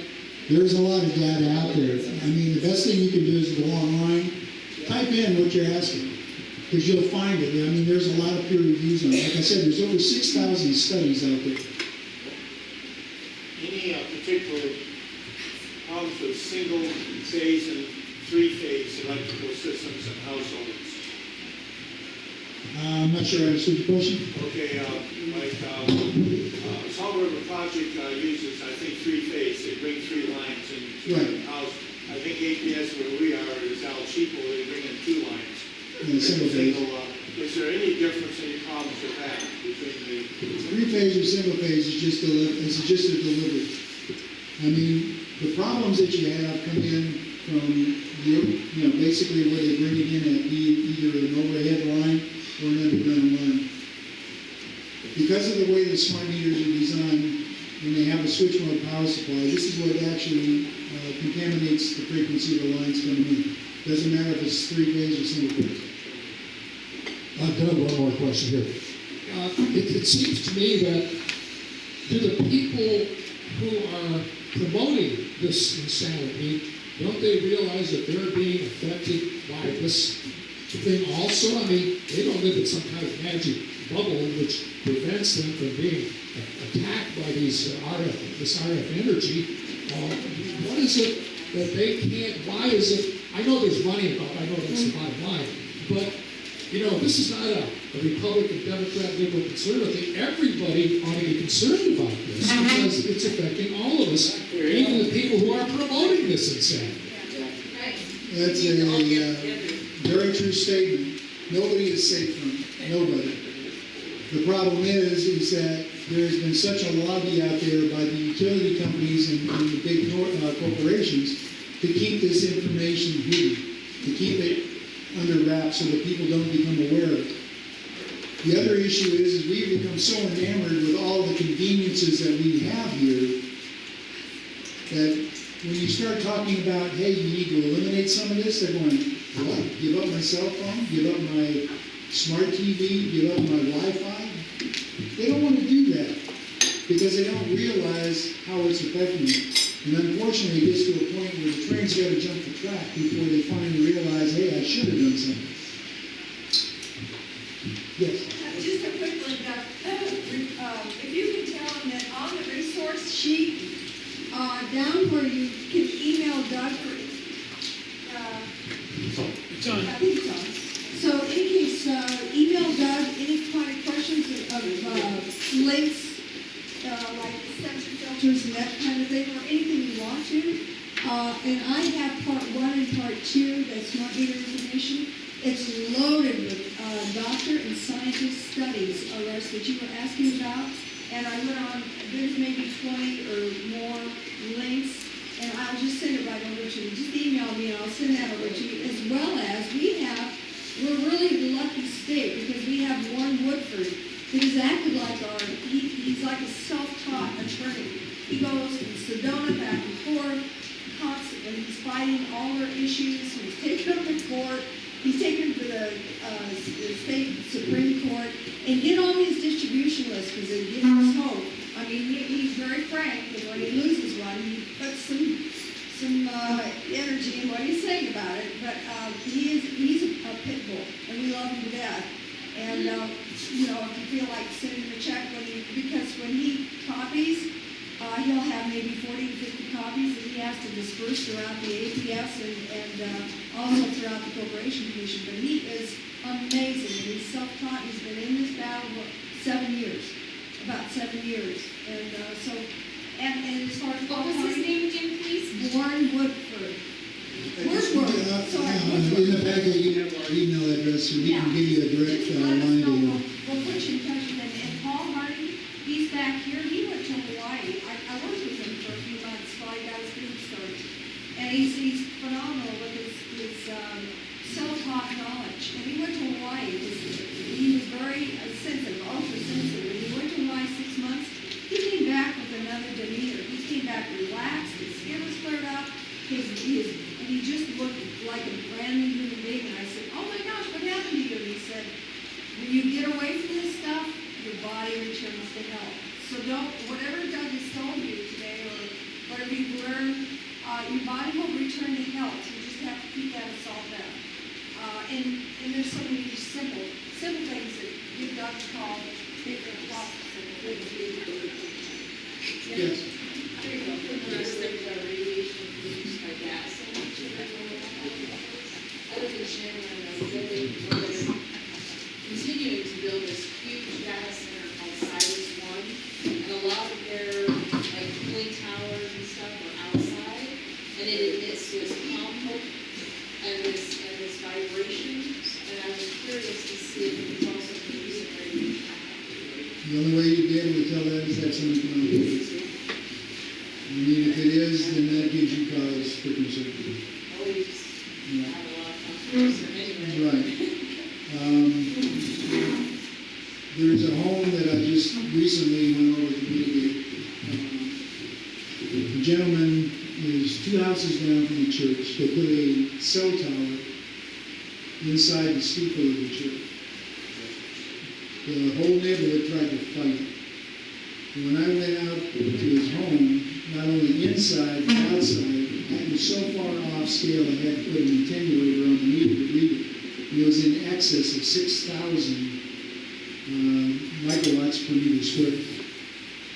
Basically, he was right in what they call the extreme cone of radiation because of the way the tower was set up.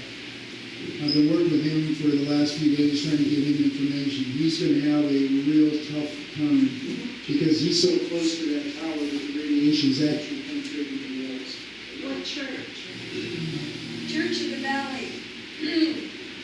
Real nice man of God. Nasty to all the neighbors. Could care less. So I'm going to go on talk radio when I get a chance, when the subject is around that. I'm going to go on talk radio. I'm going to say, check your churches and see from the pastors if they're putting in these cell towers inside they're frying their membership. They're not going to have any money in the long run. One Paul had gone to when we were working together a few years back. He went to one over on the freeway. There was a tower, and he had all this meter. He went up and showed the pastor what was going on because it was cancer, a frequency. And the pastor said, "Oh, but it's bringing in 20 grand a month." So Paul went back about, I think, a month or two later. It was hidden in one of those palm trees. He exchanged it for the palm trees from the congregation. So you've got to find out from your churches if this is what's going on in churches. You don't want to be in that building. Religion in action.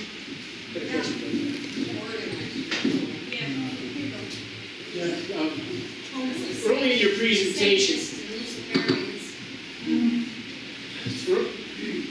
presentation, Leslie asked a question about, you made a comment that things are never going to get better on this front until our politicians accept the science and the technology behind why this happens and what we can do about it.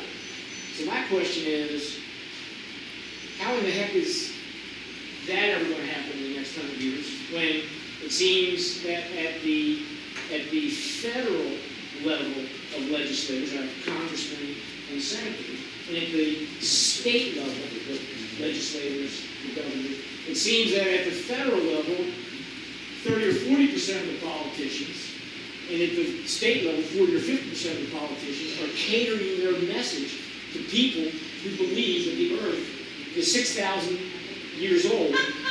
So how are things ever going to change when you have this massive block of Americans that just will not accept the truth regarding science and technology? It's like anything else. The squeaky wheel gets the grease. The more you push your politicians, the more the people become aware. The more people continue to hammer and pound and beat down doors and demand something, it'll change. It's going to happen overnight? No. Buddy, I'm not going to live that long. Maybe not. But then again, like I said, this all comes down to being accurate, informing your neighbors, your friends, your family, making sure they're aware so whatever they don't get, you can pass on. You keep the fight going until finally something happens. Eventually we're going to reach a saturation point with electric smoke, where people are going to be so sick that they can't basically function. They're going to be so down that they can't do anything. So you're going to eliminate your own population for a while. Yes. I listen more than I speak. Could you speak up, sir? Please. Yes, I can. Good. Thanks, man. Appreciate it. As old friends can't hear, well, appreciate it. When you're sitting here around here, know I listen a lot more than I speak. I've never had an opportunity to use this story. You're never gonna find a more serious bunch of people than these people right here. Super thoughtful. I have a friend who's now retired as a nurse in Canada, and for some years she was a contractor up on Indian reservations in the Arctic Circle. And they had to take her the float plane in the wintertime. And taking a float plane in the wintertime, they just leave you there till the spring. Because it's 40 below or 50 below or whatever, it's just miserable. They have a lot of jobs like that in Canada. This was about 30 years ago. She told me that she was on an Indian reservation, and they had converted to a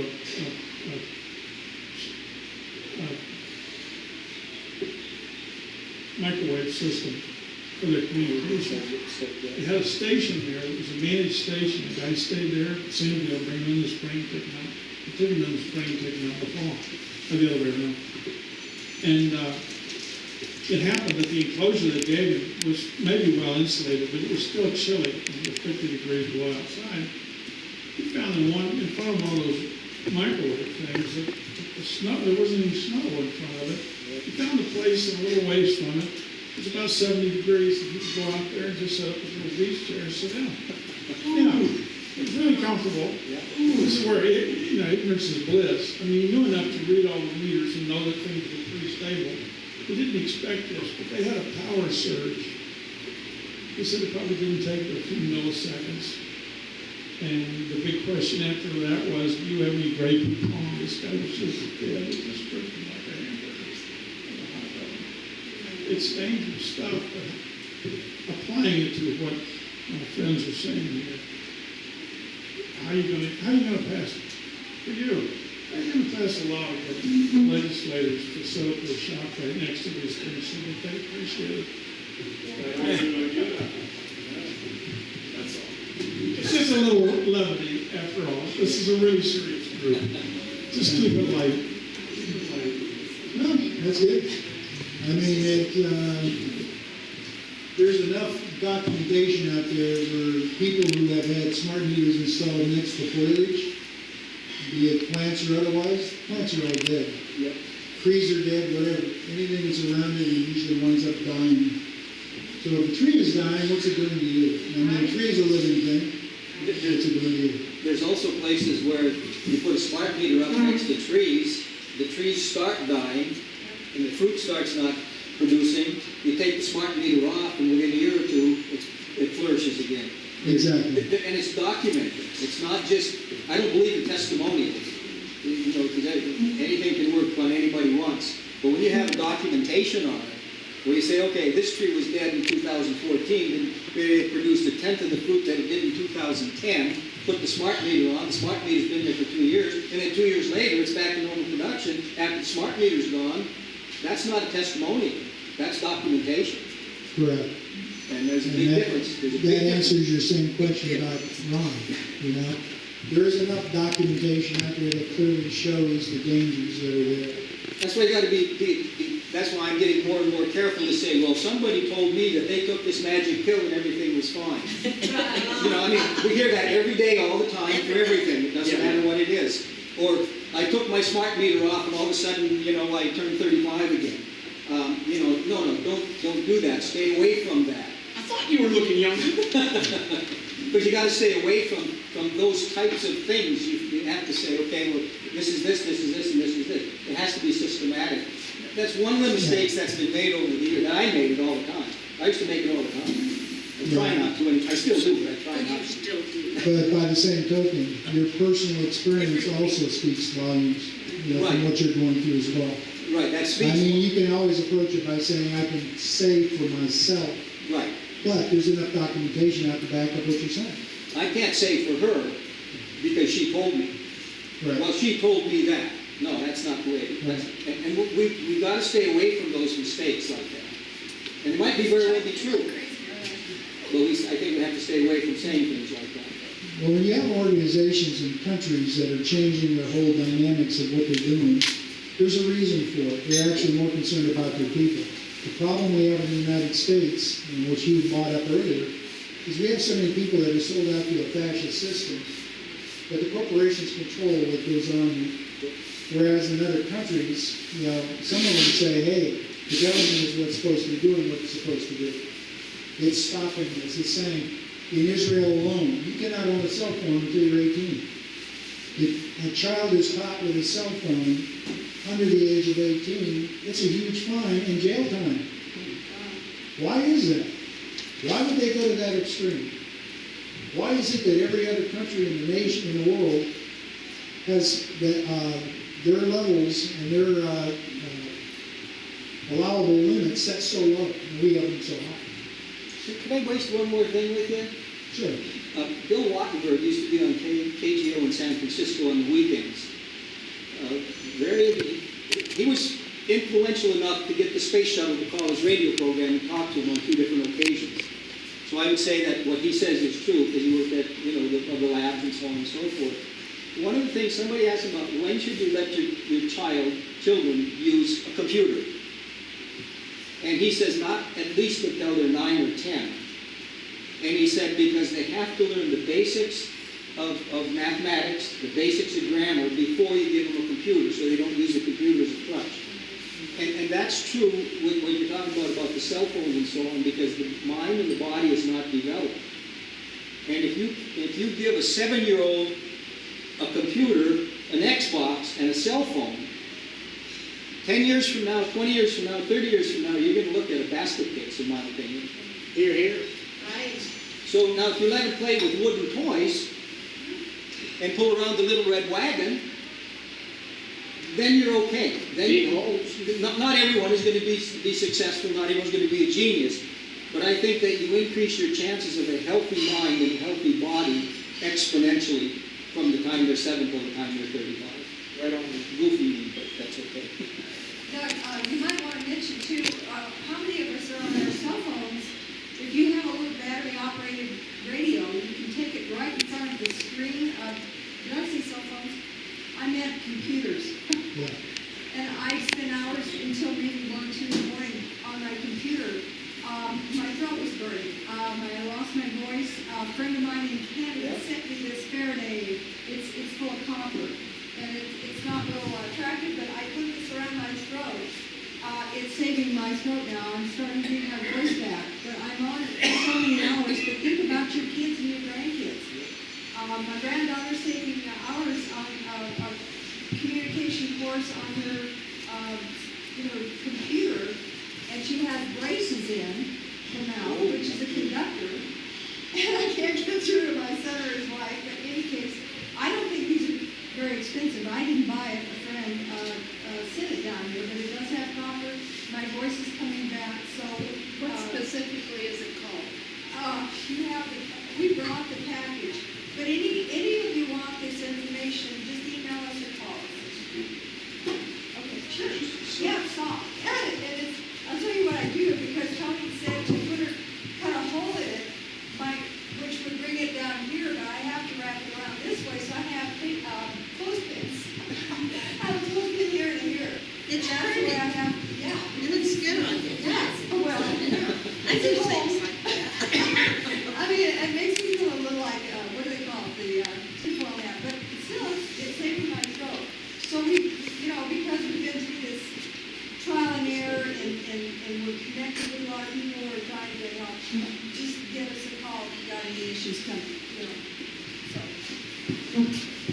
That particular fabric is called Titan RF Faraday fabric, made by Mission Darkness. Can you say that again? Yes, Titan, Titan, capital R, capital F, Faraday fabric.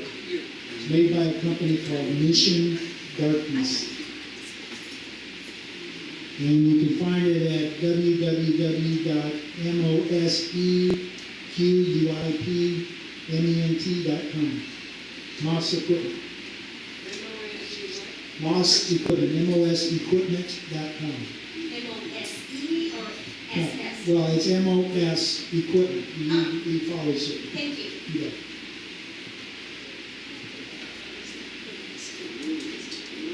Any other questions? Yes. I'd like to have them speak on the CSPOA meeting, do a little bit longer presentation.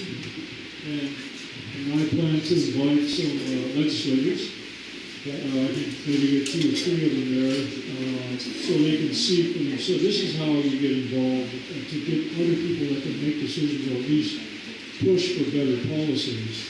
3 or 4 people can't do it in the family. You got to have more. But it's a start. And they can get more information from you on that. If you could let me know if you can make one of our meetings, it's usually a Tuesday night, I would appreciate it. Sure. We got to get more going on this and more information. We're aware of it. Many of our people in the group are. Big concern is the 5G networks that are coming, because they're actually boosted with generators and they're lower to the ground. But nobody's talking about it what I know with the legislature. No, it's like everything else. It's being pushed on the public without public input and without public knowledge. It's like everything else. It's like smart meters. I mean, the first time people knew about smart meters, you got a letter from APS saying you're upgrading the meters. They didn't bother to tell you that they were going to do it. They didn't get your consent to do it. They didn't ask you. They didn't provide you anything. They gave you a little piece of paper saying smart meters, myth versus facts. Well, it turns out that it should have been facts versus myths, because everything that they said was basically a lie. It was all easily disputed by the reviews and the information that's out there currently. I'll probably get a couple of candidates for the corporation commission too. That would be nice, especially if they're going to be somebody who's going to actually represent the people and not the corporation. No, that's what they say.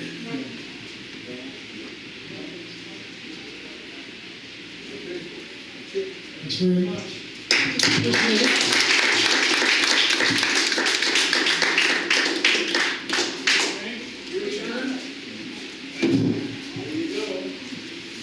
Everybody got a ticket? I got 3 of them here. As for the books over here, first challenge. I got a couple of them on.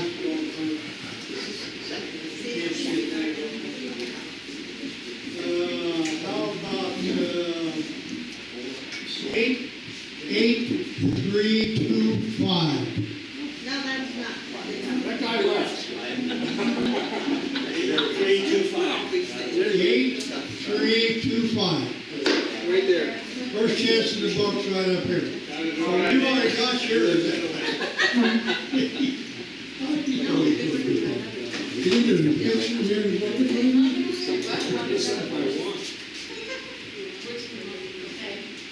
He'll guarantee you do it, man.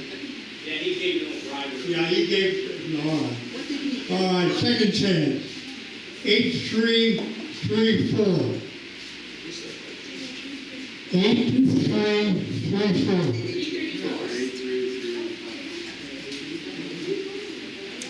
Do we have that? I heard somebody say something. What was the number again, Frank? 8-3-3-4. There you go. Okay. One more. Over here, they're all in line over here.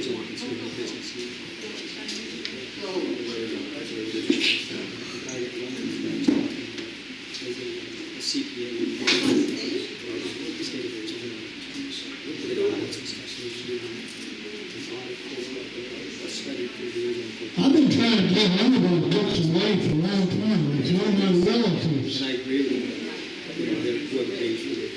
He's pretty famous. It's like a questionnaire. A guy named Ricky, remember him? He was a baseball player. Ranch? Ranch. Yes or no? Anyway, a book about him, nobody knows him. He's a relative. Yeah. Not true. I don't know, probably say. I'm guessing they want this on yes. I don't know. Probably 14, 15 tons. Okay, next one here. 8340. Oh, there's the back there. All right, there we go. Okay, we have fun today. See you the first Saturday of next month, right? Yes, sir. All right. Have fun. Well, Okay, folks. Frank, big round of applause here. Frank. Check the website, ArizonaBreakfastClub.org. I'll have information about the next meeting probably in about a week. And I look forward to seeing you.